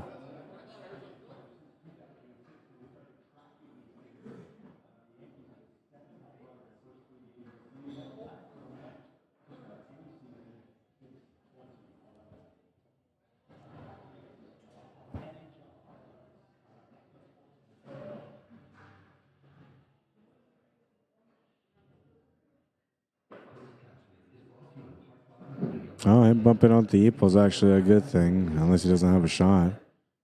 Looks like he still has a shot on the 11 ball to the side pocket, though, so he's not too bad. Just not number 1 choice, obviously. I'd be good with it, though, you know. You pot this to the side, you can even draw it a little bit, run into the 8 ball again. That'll set you up for the 15 to the bottom left corner.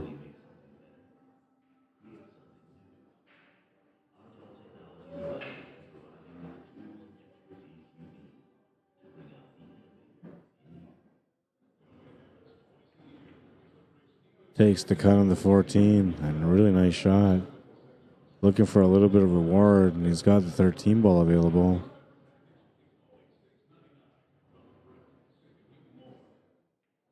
Makes the shot. The 11 ball ended up rolling up to the side pocket on the last shot, so it's available here for a combination. Almost like an escape setup here.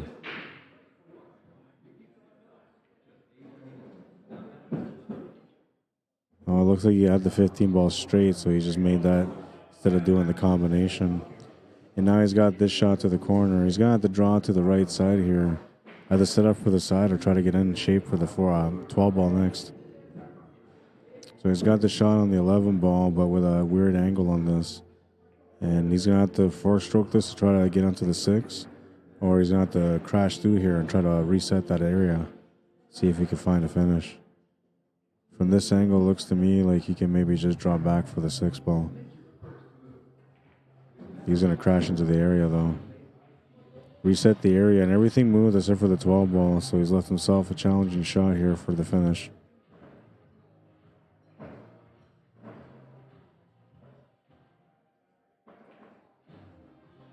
Oh, and what a great shot that was.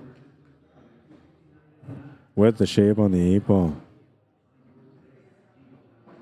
Shooting over the ball on this one, though. Another tester.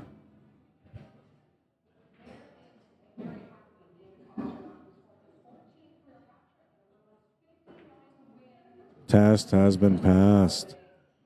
2-1. He takes the lead and runs the table.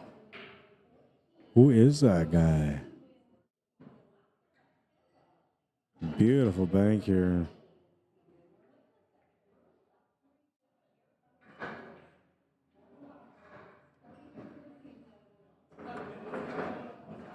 Two to one. Breaking in rack number 4. A chance to get up 2 games here.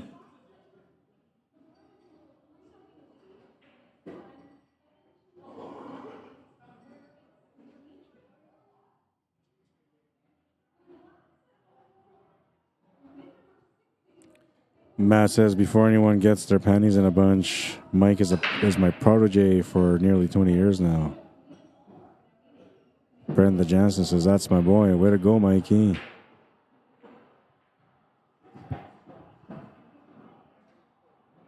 Yeah, you guys have been friends for a long, long time. Nah, Matt, not Matt.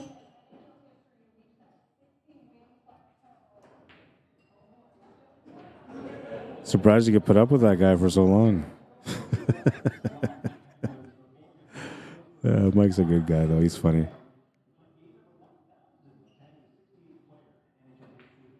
Shot to the corner is good. Has different options here to look at.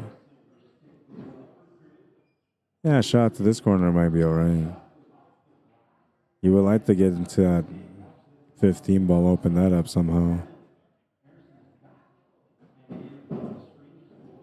It's got a possibility to open it up, but there's no follow-up here if he does go for it, unless he ends up hitting this 15 ball on the left side of the 15, then he can push that 1 ball up and maybe have a follow-up shot.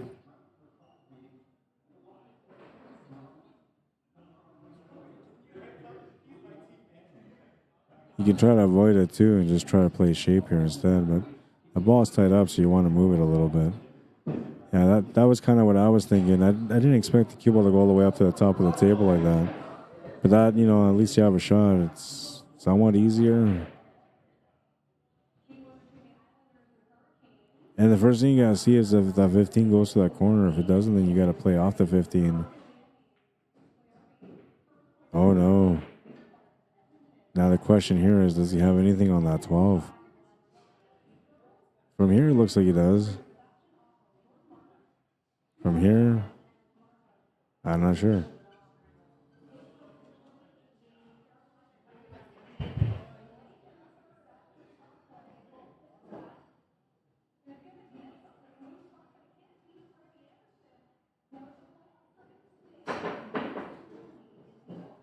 And look at this.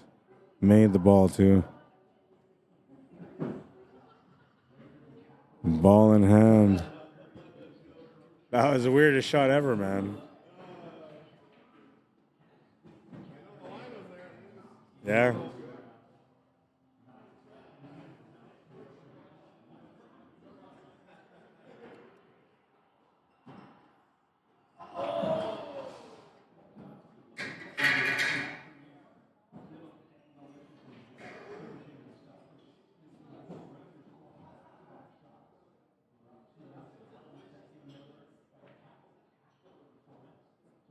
Well, we'll start off with that 5 ball. It's got to get into the 7-2 area and try to deal with that as well. But no rush yet. I mean, you can just get into there once, and once you're in there, you can just deal with the whole situation down there. Looks like he was thinking about making the 3, and he's looking to change his mind now.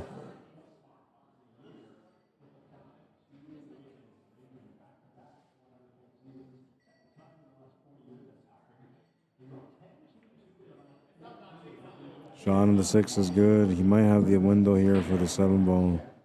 If he does, all he's got to do is just stop the cue ball there for the 2 ball. Though you might want to go a little bit forward just slightly or just draw back a little bit. So that way you have a chance to be able to either draw straight back to the rail for the 1 or just to be able to play through for the 1 after. Looks like he tried to move it up a little bit, but he's going to end up fairly straight on this.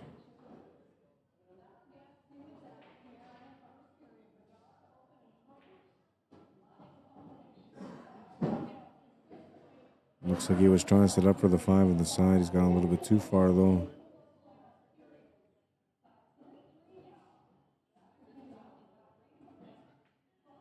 Oh, and he's going to come up short on that one.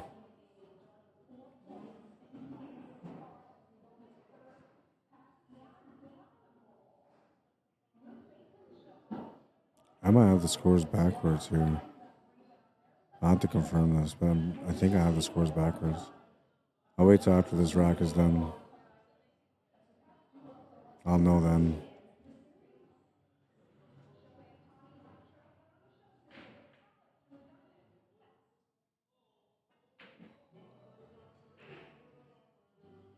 Well, 15 ball's going to get spat out from the horns. It's going to stay up, and that's going to bring McNish back to the table. And he's got a chance here on this one. Bit of a tester here, though, because, if he misses his shot, he's going to sell the table out. Though he did just sell the table out on the last one, and he's still here, so you never know. And he's going to miss that one.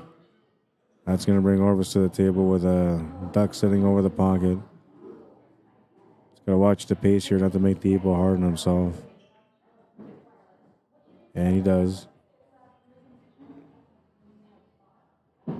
Easy 8 to the corner is going to get him another win. 3-1 now.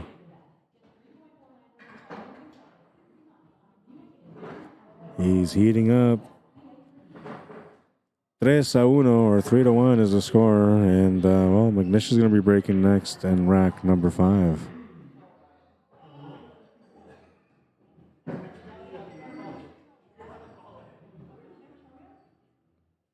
And I will be right back. I got to get some more water. I'm out of water.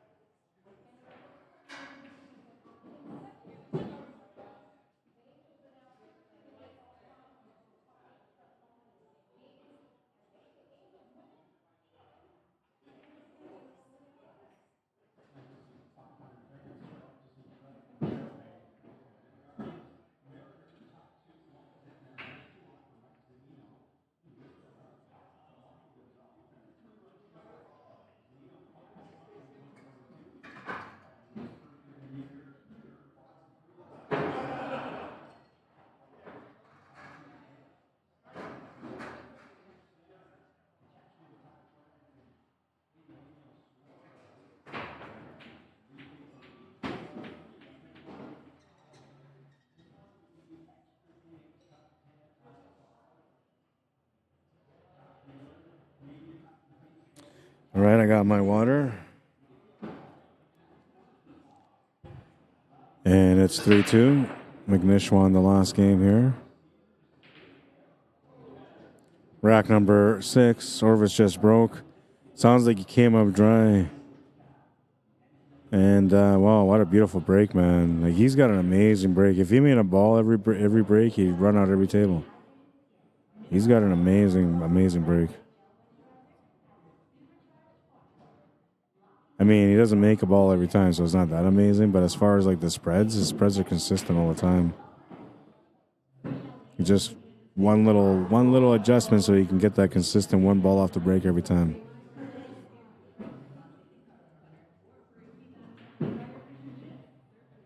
McNish is going to try to pick this one out.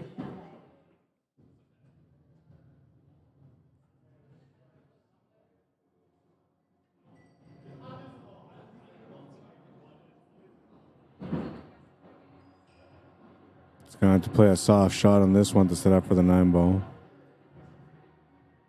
Because he's already got a downward angle towards that 6. Now I use the 6 ball as a cushion ball. Now he's got the 4 ball as a cushion ball as well. He's not going to use that 4 ball though. And now this is where things get a little bit interesting because he's got the shot to the corner, so that's no problem.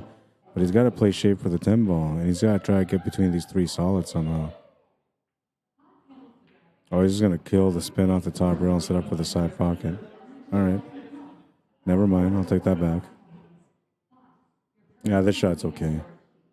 Natural angle to come across with the 8 ball. You don't have to put the inside spin on it. Yeah, nice and easy like that. That's the problem with having a nice break and not making a ball off the break, man, is that your opponent will come in and punish you. That's exactly what McNish has done here on this one. Tying up the game on rack number 6. We're tied at 3. He'll be breaking next on rack number 7. I wouldn't say it's a crucial one, but it's an important one.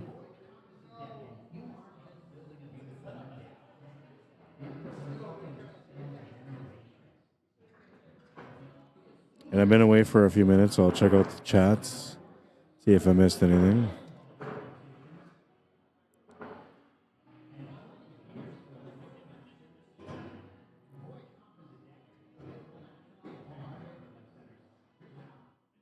From years of playing horrible shape. Yeah, eventually if you play enough horrible shape, you learn how to play proper one, right? Arlene Mann, how you doing? Dennis Toback, welcome to the stream. Not Mass says it builds character when you can handle that guy talking smack at the table. Yeah, it kind of does, yeah. And he can really pull some good ones on you, man, so for sure. Good training to be around him. Hans Winberg, how you doing? Tracy Bernard, welcome to the stream. Jason Pinchback. Any relation to Dixie Pinchback? How you doing? Michelle Orvis says fire. Well, and he's going to end up giving a ball in hand to his opponent. What's up, Randy? Let me know when you come into town, man. I want to play you a set. I make it sound like it's like, I'm going to beat you. I want to play you a set, fool. No, but seriously, let me know when you come into town, man. Mario Guerra Sr., how you doing? Bienvenido. Dan Fatino, welcome back. Jason Reed, welcome to the stream. Zeb Shar Crawford, welcome to the stream.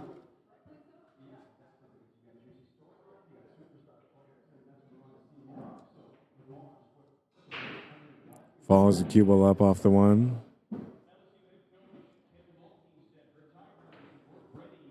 Got the option to make the 3 ball here or the 7. Also, I guess the 4 ball, but that's not going to help you, so you're not even considering that. If anything, you're thinking about taking the 3 ball here and just drawing off the top rail, off the side cushion, and setting up for the 2 ball. You could try to play this straight up off the top rail and back down, but then you got to crash into that 5 ball and set up for the 1. Or for the 1 for the 7.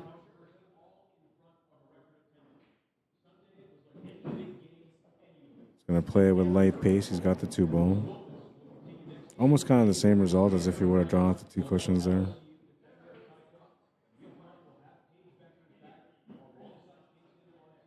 Can set up for the 7 to the side next if he needs to control the cue ball a little bit here. And he's out of position.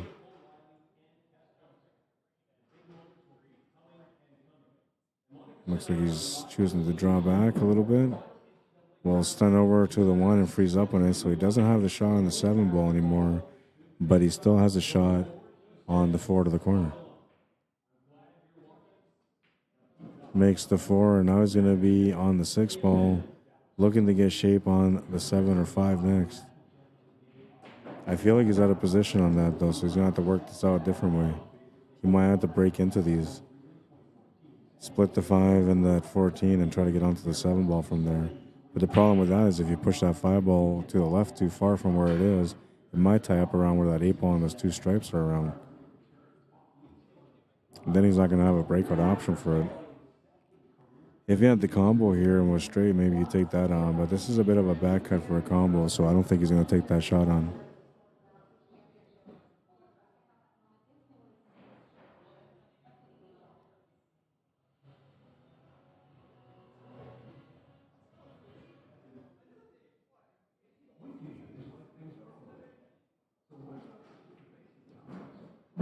Dixie says, yes, Jason is my hubby. Ah, I see. Well, how you doing, Jason? He says, hi, yeah, Dixie has me watching. Good for her and good for you. You're not going to regret it, man. Pool is fun. Are you a pool player too, Jason?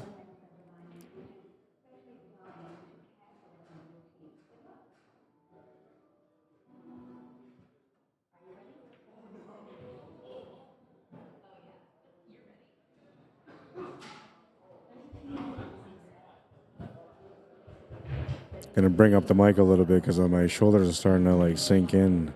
Starting to get that hunchback motion again, and it's hurting my shoulders. Well, I'm not sure what he did there, but he's ended up with an even harder combination.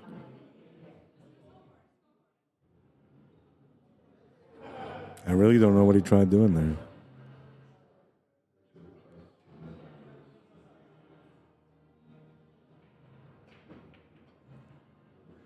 He'll come up short on this shot. That's going to bring Mike back to the table. And not bad. Not bad. I mean, he's got a shot to start with, and the rest of the table is available. He just has to make this first shot and just control the cue ball a little bit here for position to follow, and then he can start working the table out. Smart choice to go down table and using the natural angle that he had. Can set up a nice angle here on the 9 ball next to be able to go up table. Ideally, he would like to be able to get in a spot where he can make that 11 ball and then shape up for that 12. But if he has to play the combination, that's not too hard of a challenge there. So he could actually play shape for the combo here right now if he wanted to. He's going to hit that a little bit too late, and the overcut on the 9 is going to keep that 9 ball hanging over the pocket.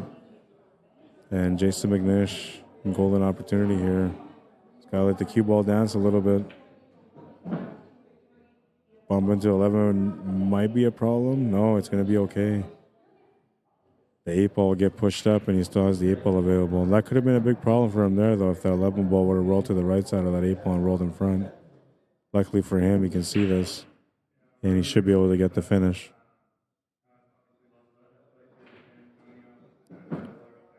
Four to 3.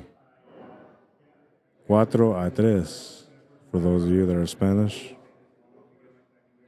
Maybe that's how I'll slowly incorporate some Spanish into my commentary. Just tell you the score in Spanish. Then that's going to make me be like all hardcore. I'm going to want to go out there and learn how to count to like 10 in every language. I would do something like that too, man. I'm crazy. I am crazy, I tell you.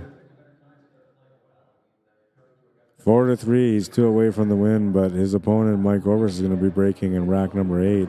He's looking to tie things up here. Had a smash and break in the last one, but came up dry, and it costed him a game.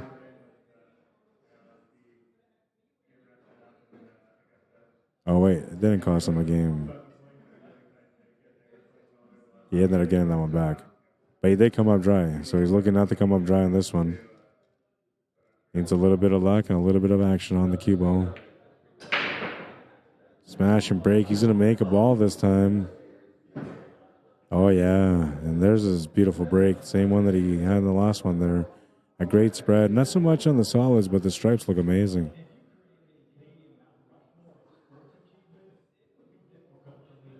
Yeah, a good time to kind of take your time and work this out because you don't want to take something for granted, play a shot sloppy, and then find out that you played the wrong shape and now you're passing the table back to your opponent.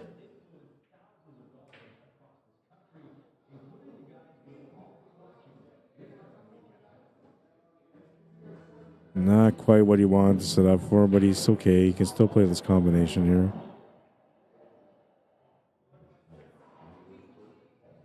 Makes the combination. The cue ball comes up a little bit light. Thankfully for him, he's got the 10 ball over the pocket.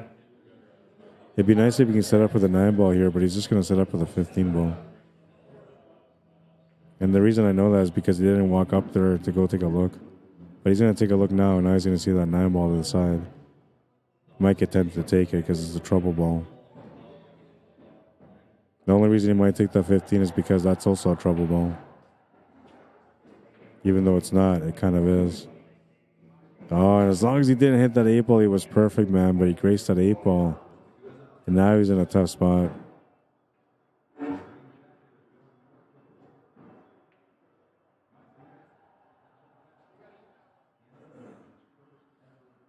You know, this is the worst thing about it. Is like even if he can make the stripe in the bottom right corner, you won't have a shot on the 9.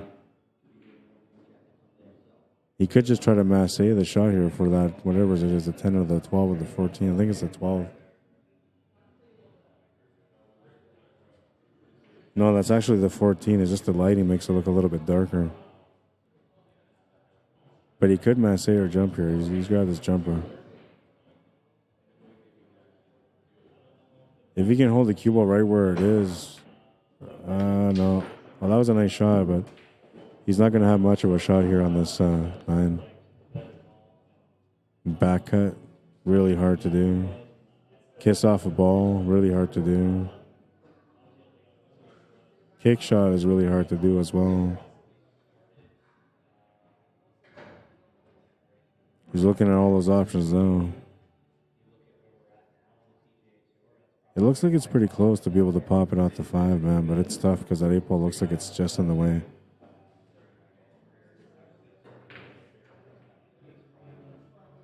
Come up short on the shot and turn the table over.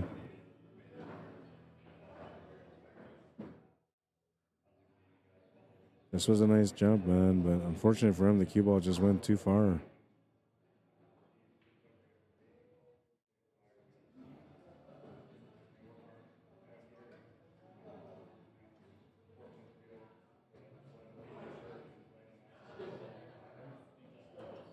Just playing a safety. He's left him, you know, another jump shot option here. And he's been pretty good at his jump, so, you know, he's going to go for his jump here on this one also.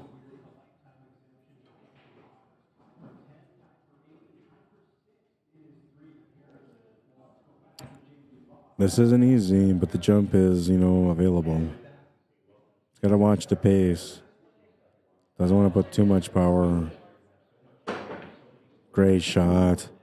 Give him something. Give him something. He's going to get the 8 ball and another challenging shot coming up here. This one's tougher than a jump, though, because you're cutting this one.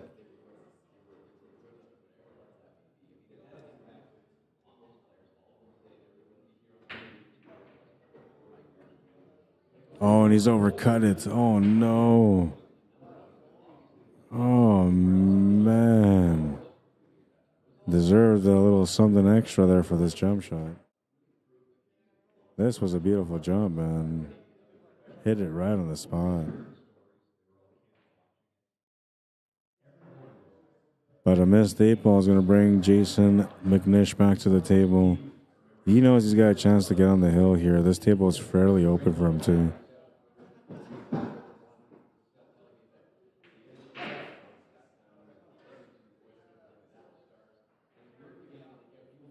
Gonna have to shape up for the 6 ball here and have an upward angle off of it. Or he's gonna have a downward angle. That works too. But he also has the 5 ball, so he can just pop off the 5 ball here to get onto the 6 or 7.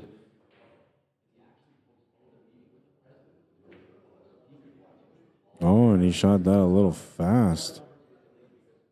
Misses the shot to the corner. And he's left Orvis, well, a real tester here. Doesn't really give him anything for an option other than a cut shot. And that's the only option he's going to have to take.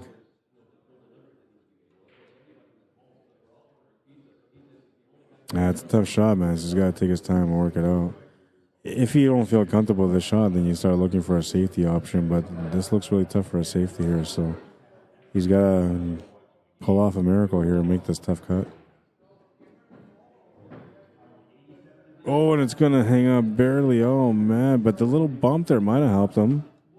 No, it didn't. He's left the 7 ball to the corner. Man, and the 8 ball just chills in the pocket. Jason will make the 7. It's got Sean the 1 ball with a stun angle to the right to be able to set up for that 5 ball next. Or the 6 ball. He's pushed the 6 ball over perfectly in a straight line. He's smooth sailing now. Everything is wide open. There's no stress. It's just potting.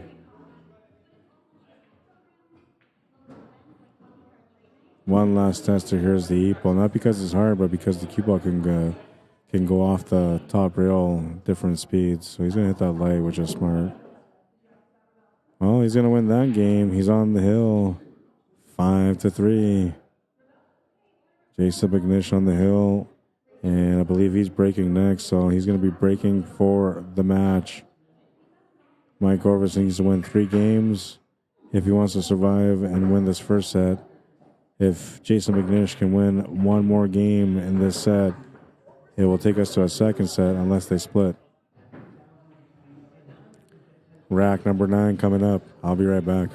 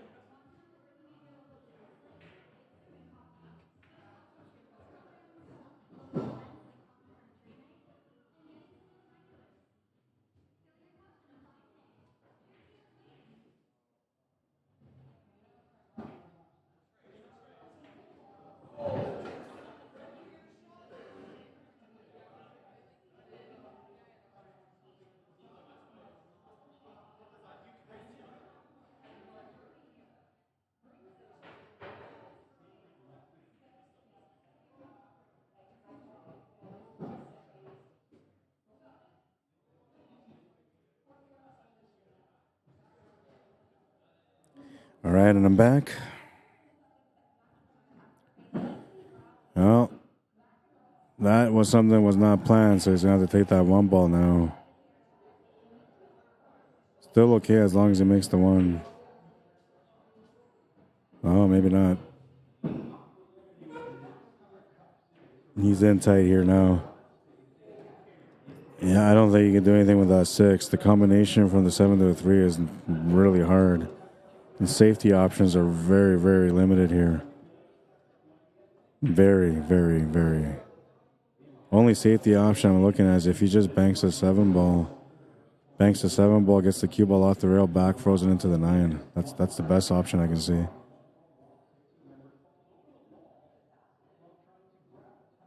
He's going to play for the combo, though. What a shot.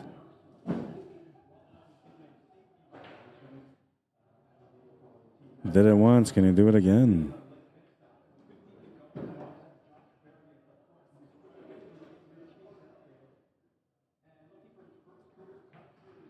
No, he's going to come up short on that one. Good thing he didn't scratch, though.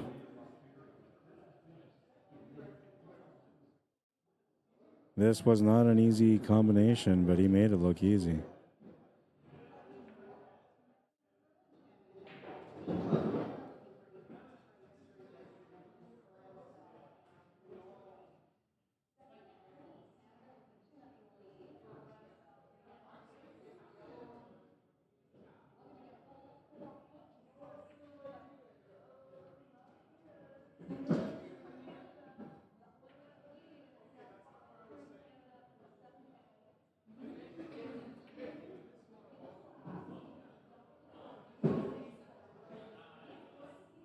Didn't quite get what he wanted here.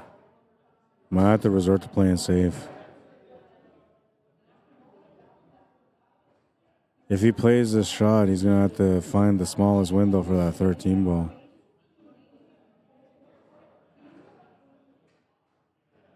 He's trying to get to that small window. I'm not sure if he got it. If he did, all he's got to do is just make it, and then, you know, natural shape of the top left corner from there.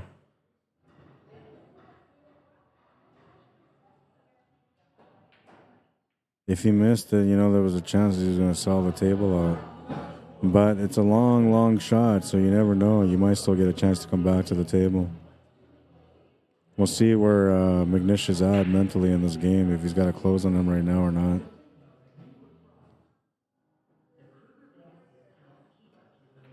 Oh, and he just nails the shot to the corner. 8 ball's going to get tied up, though. Only good thing about this is that, you know, he's tied up at 11 ball also. Yeah, so he's going to try to play safety here. Double kiss on the 7 is going to make sure that he doesn't give away too much. And Mike will have a chance, but he's got a really, really tough 13, which doesn't really give him shape for that 11 ball. Though he could still maybe get behind that 11 ball, and we'll see. Making the shot will be the first thing. And if not, yeah, you play a good safety shot too, two-way. He got the breakout. He got the breakout on it, and if he didn't make the ball, he left him safe. 2-1.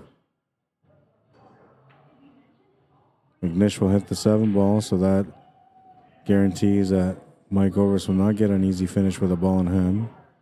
He will have to earn this win.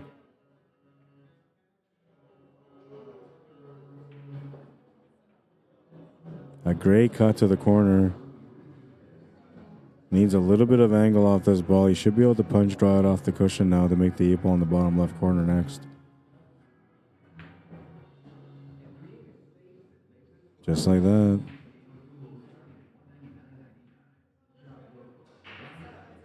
Makes the 8. He's down by 1. Swinging back. Not going down without a fight.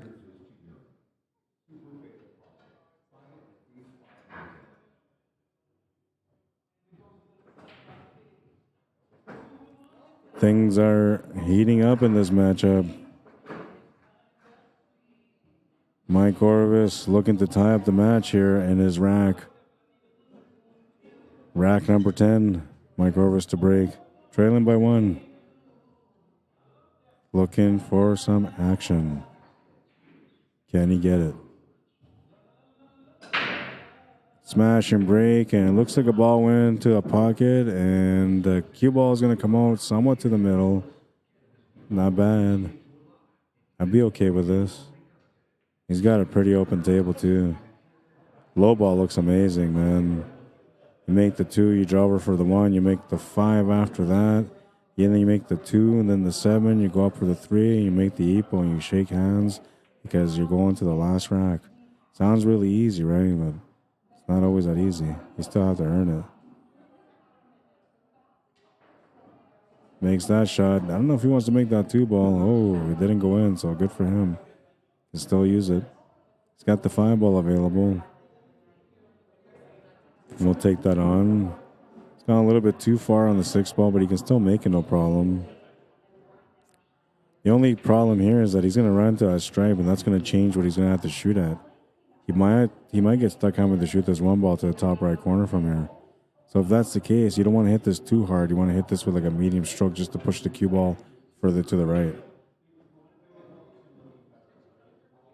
That worked out really nice. He still has the 2 ball. Might even have the option to combo the 1 into the 2. And he did, and he does. A great shot on that combination. Now he's got to figure out the shape on the 4 ball because he just came up short from what he was trying to get to. And you don't want to leave this as a finish ball, so you want to get this as soon as possible. But if you don't use this 1 ball angle that you have right now to get onto the 3, you're going to have a really tough time getting back to the 3 from the 4. It's going to hit this too far, a little bit too heavy. And he doesn't really have the shot on the 3 ball either. Just needed a little bit of a softer touch there to get the 4 ball. He never even considered to try to take this 4 ball to the bottom left corner, but I feel like it went to the bottom left corner. I don't know why he just didn't roll up that 1 ball. Oh, a great attempt on that 3 ball, but he's going to just miss it. And that's going to be a ball and a half for Jason McNish, who's going to have a chance to be able to close out the match now. This is the first set, so if Jason wins this set, we will either go to a second set or they will split. It'll be up to them. But I feel like it's early, so they might just play it out.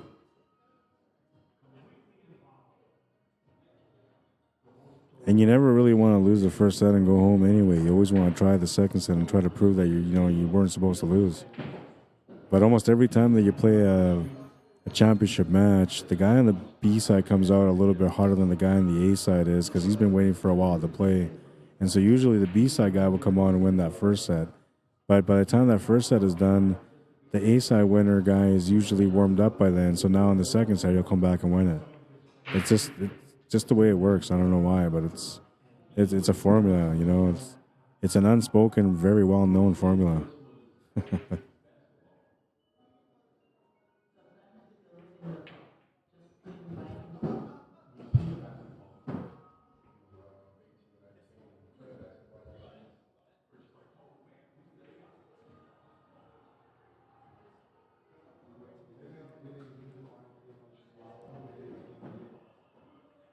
He's going to end up running into the solid here. He's going to miss the shot because he was trying to control the cue ball. And, well, chance here for Mike. He didn't quite give him that 4 ball, but he's giving him a shot at the 3 ball. Though the 4 ball is available, too, if he wants to take it on. It's a thinner cut, you know, but you can make it work. The only thing is that if you go for the cut on the 4 ball, you're looking at maybe getting hooked by that 8 ball for the 3. And if you take that 3 ball right now, it's a tough shot because you're shooting over the ball.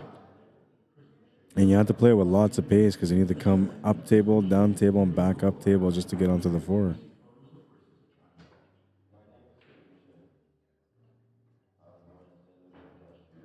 Looks like he's decided to play a 2-way shot here. Calling the bank side. 3-rail bank side. Oh, he's going to nail it. What a shot. Whoa. Man, he deserves the shot on the 3 ball. What a shot. Just when I thought that the highlight of the day was set, he goes and makes this one. You'll have 2 highlights for today. That was a nice shot. Wow. Huh? Yeah. That was good, but still got to work it. He's got to figure it out. We'll take a second here. This was a beautiful shot, man. Look at that. What a shot. And hits 2 horns to avoid the scratch. Wow, what a shot.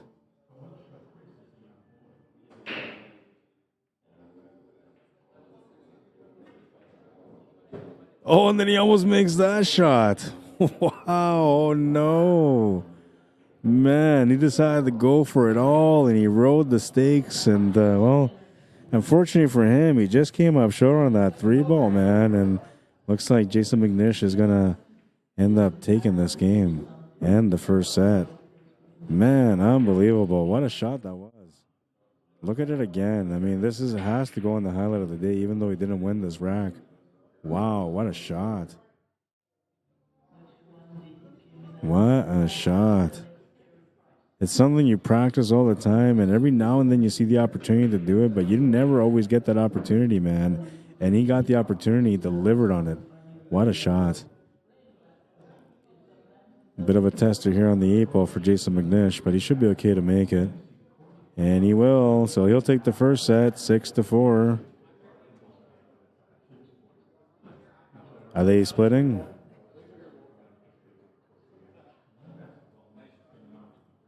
You guys playing the second set, or you guys splitting? Okay. What happened on your score in the last one against Durvesh? I know you won, but what was the score? Just put it right there anywhere. I'll get it after. Thank you. Was it 5-1? 5-1 and 6-4. I got to go update the challenge bracket. In the meantime, I'll put up this video for you guys again. Tell me which one is your favorite shot, 1 through 12. We're looking for the best shot of the year. These are the top 12 choices according to the viewers, and I need to find out who had the best shot of the year. The number from 1 through 12, so check them out. I'll be right back. I got to go update challenge. The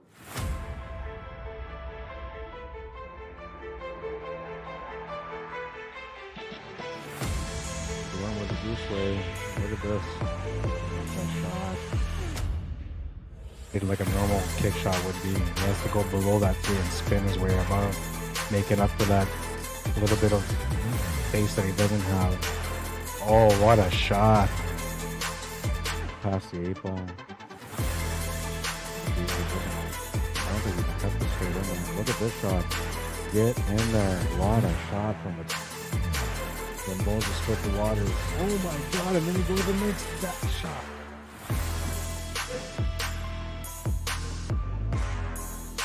Oh, and he's going to make it. What a shot. Might be the 2-ball combination, perhaps. Look at that shot.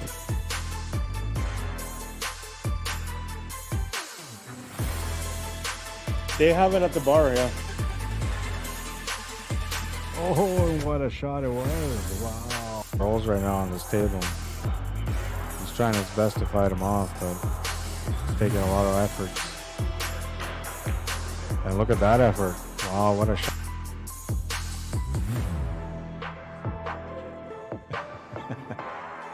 Oh, look at this shot. What a shot. Oh. Like 2/3 of the ball to work with here. Oh, what a shot. I actually really like this view. I like this view a lot more than what I used to have for the side view. Oh.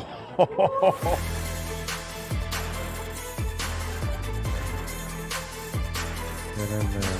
What a finish.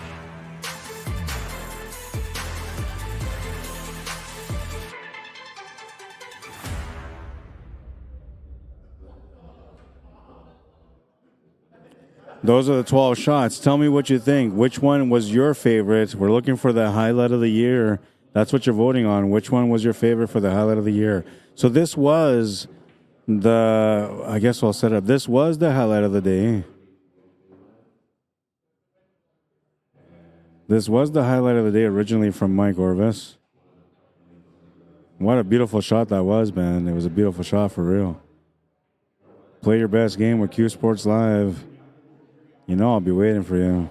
And this is the last replay of the day, which is going to end up being the highlight of the day. An incredible 3-rail bank shot. Wow, man. What a shot. What a shot. Oops. Oh, this thing is going crazy on me. Hang on. Okay. I guess the system just wanted to see the third one, or the shot a third time, so whatever, it is what it is. Anyways, I hope you guys enjoyed the stream. It was a good time, man, and I hope you guys enjoyed yourselves, because honestly, it was some great pool today, some really, really good pool today. If you haven't gone to my YouTube channel to subscribe to my YouTube channel yet, you can go over there, look me up, Rod Arriagada, ARRIAGADA /CSL Manitoba. That's how you find me. Hit the subscription button, the notification button, then you'll get notified every time that I go live. And most importantly, you'll help a guy get to his 1,000 subscribers, which is what I'm chasing right now. it's like chasing a dream, man, but I'm awake the whole time. You know, it's weird. Help me out. And if you want me to come out to your town to cover an event for you, message me, Rod Arriagada at cslmanitoba@gmail.com. And I'm telling you right now, man, if I come out to cover your event, we're going to have a good time. And it's going to be the best quality you ever thought you could ever get. Top notch all the time when you call me. Let me know if I can help you for your event. Don't be that guy that sits there and says, oh, man, I should have called him. I really should have called him. Like, no, just call me, man. Call me. Message me. Pick up the phone, bro. Call me. And if you want to support my work, you can do so via PayPal or e-transfer at cslmanitoba@gmail.com. Anything that comes towards me that you guys support me with will go towards either upgrading equipment, to be able to create some programs for the juniors, or to be able to do some special things for the players and the work that I do. So it's going to go towards creating more love for pool. And if you want to be somebody that wants to send something for me to keep for myself, just say so, and I'll use that for myself, and I'll show you what I buy with it, you know, if that's what you want. But support my work, and you'll see great things will happen. And don't forget, if you're looking for some great gear, go to jamupapparel.com to check it out, see what they have in stock. Anything that you want from there and you're looking to order, you got any questions, message me, Rod at jamupapparel.com. Let me know how I can help you, and it'll be a pleasure for me to help you out. See ya, man. Good shooting. And yeah, so that's going to be that. And well, I guess, you know, we haven't talked Predator in a little while, so let's not forget Predator. You guys looking for Predator products, go check out our website, cslipl.com. And you'll find all these Predator products and more. Anything that you're looking to get, you can order directly from there. If you're looking for something specific, you want to get me to help you out, message me, cslmanitoba@gmail.com. I will definitely help you out. All right, and that's going to be it for now. So let's see. We have all the highlights. We got everything set up there. All we got left now is just the pool wisdom and the closeout. The more you sweat in practice, the less you bleed in battle. Get to those tables to become the champion within. It starts with you, the efforts you put at the table, and how often you go out there to put in those efforts. If you go out once a week and you put in an hour, guess what? You're going to be struggling for a long time. But if you go out, let's say, twice or 3 times a week at 2 to 3 hours per time, and you put in those real efforts, not just shooting racks, but learning things that you don't really know how to make yet, shots that you don't know how to make yet, then that's when you're going to end up growing into the champion within. It's not going to be a process that happens overnight, so you have to be patient with it. But it's a process that will happen the more effort you put in. So get out there, get that sweat in, and stop bleeding at the table, man. You don't want to do that no more. It's time for you to become the champion within. And you know I'm going to be waiting for you to be that champion within, right? I know it. I know it. You know it. Anyways, that's going to be it for now. If you guys want to add me or follow me on Facebook, my name is Rod Arriagada. You can add me on there. If you want to follow me, that's fine too. If you want to, add us or subscribe to our YouTube channel, we have a YouTube channel for CUESPORTS Live. We also have our Facebook channel, which is the one where you're watching right now if you're on Facebook. So if you go on Facebook, all you got to do is hit that follow notification button, and then you'll be notified every time that we go live. For myself, I have my own CUESPORTS channel, CUESPORTS Live channel. It's under Rod Arriagada, just like my name, right? And then / CSL Manitoba. If you want to go over there and support a creator, you can support me by subscribing to my channel. I'm trying to get to 1,000, so if you subscribed already and you're thinking, well, I already subscribed, what else can I do for you? Maybe share it with some of your pool friends, your teammates. Let them know, hey, there's a guy right here that you can watch every week and learn a lot from, and he loves pool. What better than to support somebody like that? I would support that person. I think you should support me too. But I'm being biased because, I'm asking for your support. Anyways, that's going to be it for now. I hope you guys enjoyed the stream, man. Like I said, if you guys want to add me or follow me, you're more than welcome to do so. And other than that, well, thank you for liking and sharing the stream. Thank you for taking the time to interact with me and saying hello. I appreciate those of you that follow every week and tune in every week. Honestly, you guys are awesome. I appreciate it. And those of you that just came out and met me for the first time, well, I hope you guys enjoyed the coverage, man. This is what I do. This is how I do it almost every single time. Ask anyone around, they'll tell you, man. The same results, the same product all the time, man. I do this consistently. I try to teach. I try to share my passion with you guys and inspire you to become the champion within. So if you like that stuff, follow me. I show you the way. Anyways, that's it for now, guys. Have a good night, everyone. We'll see you guys at the tables next time, which should be next Sunday. But hey, if you're on my YouTube channel, I'll be on this week on a training session. Don't miss out on that one. You have to subscribe to YouTube, otherwise you're never going to know. It's going to be like everybody else that watches the stream, we're all going to be learning while you're sitting at home watching some boring TV show. I'm just kidding. It's probably a good TV show, but not as entertaining as me. I'm kidding. Tune in to watch the live stream if you guys want. We know it's a live training session. You can ask me questions. We'll go over some of the shots that you want to learn. I'll show you some of the stuff that I'm working on. We'll have some fun. Maybe I'll even bring in a guest and have somebody to challenge me for a little match, like a race to 5, something short. We'll see. You guys will be in for a treat. Either ways, I'll see you guys next week or next time.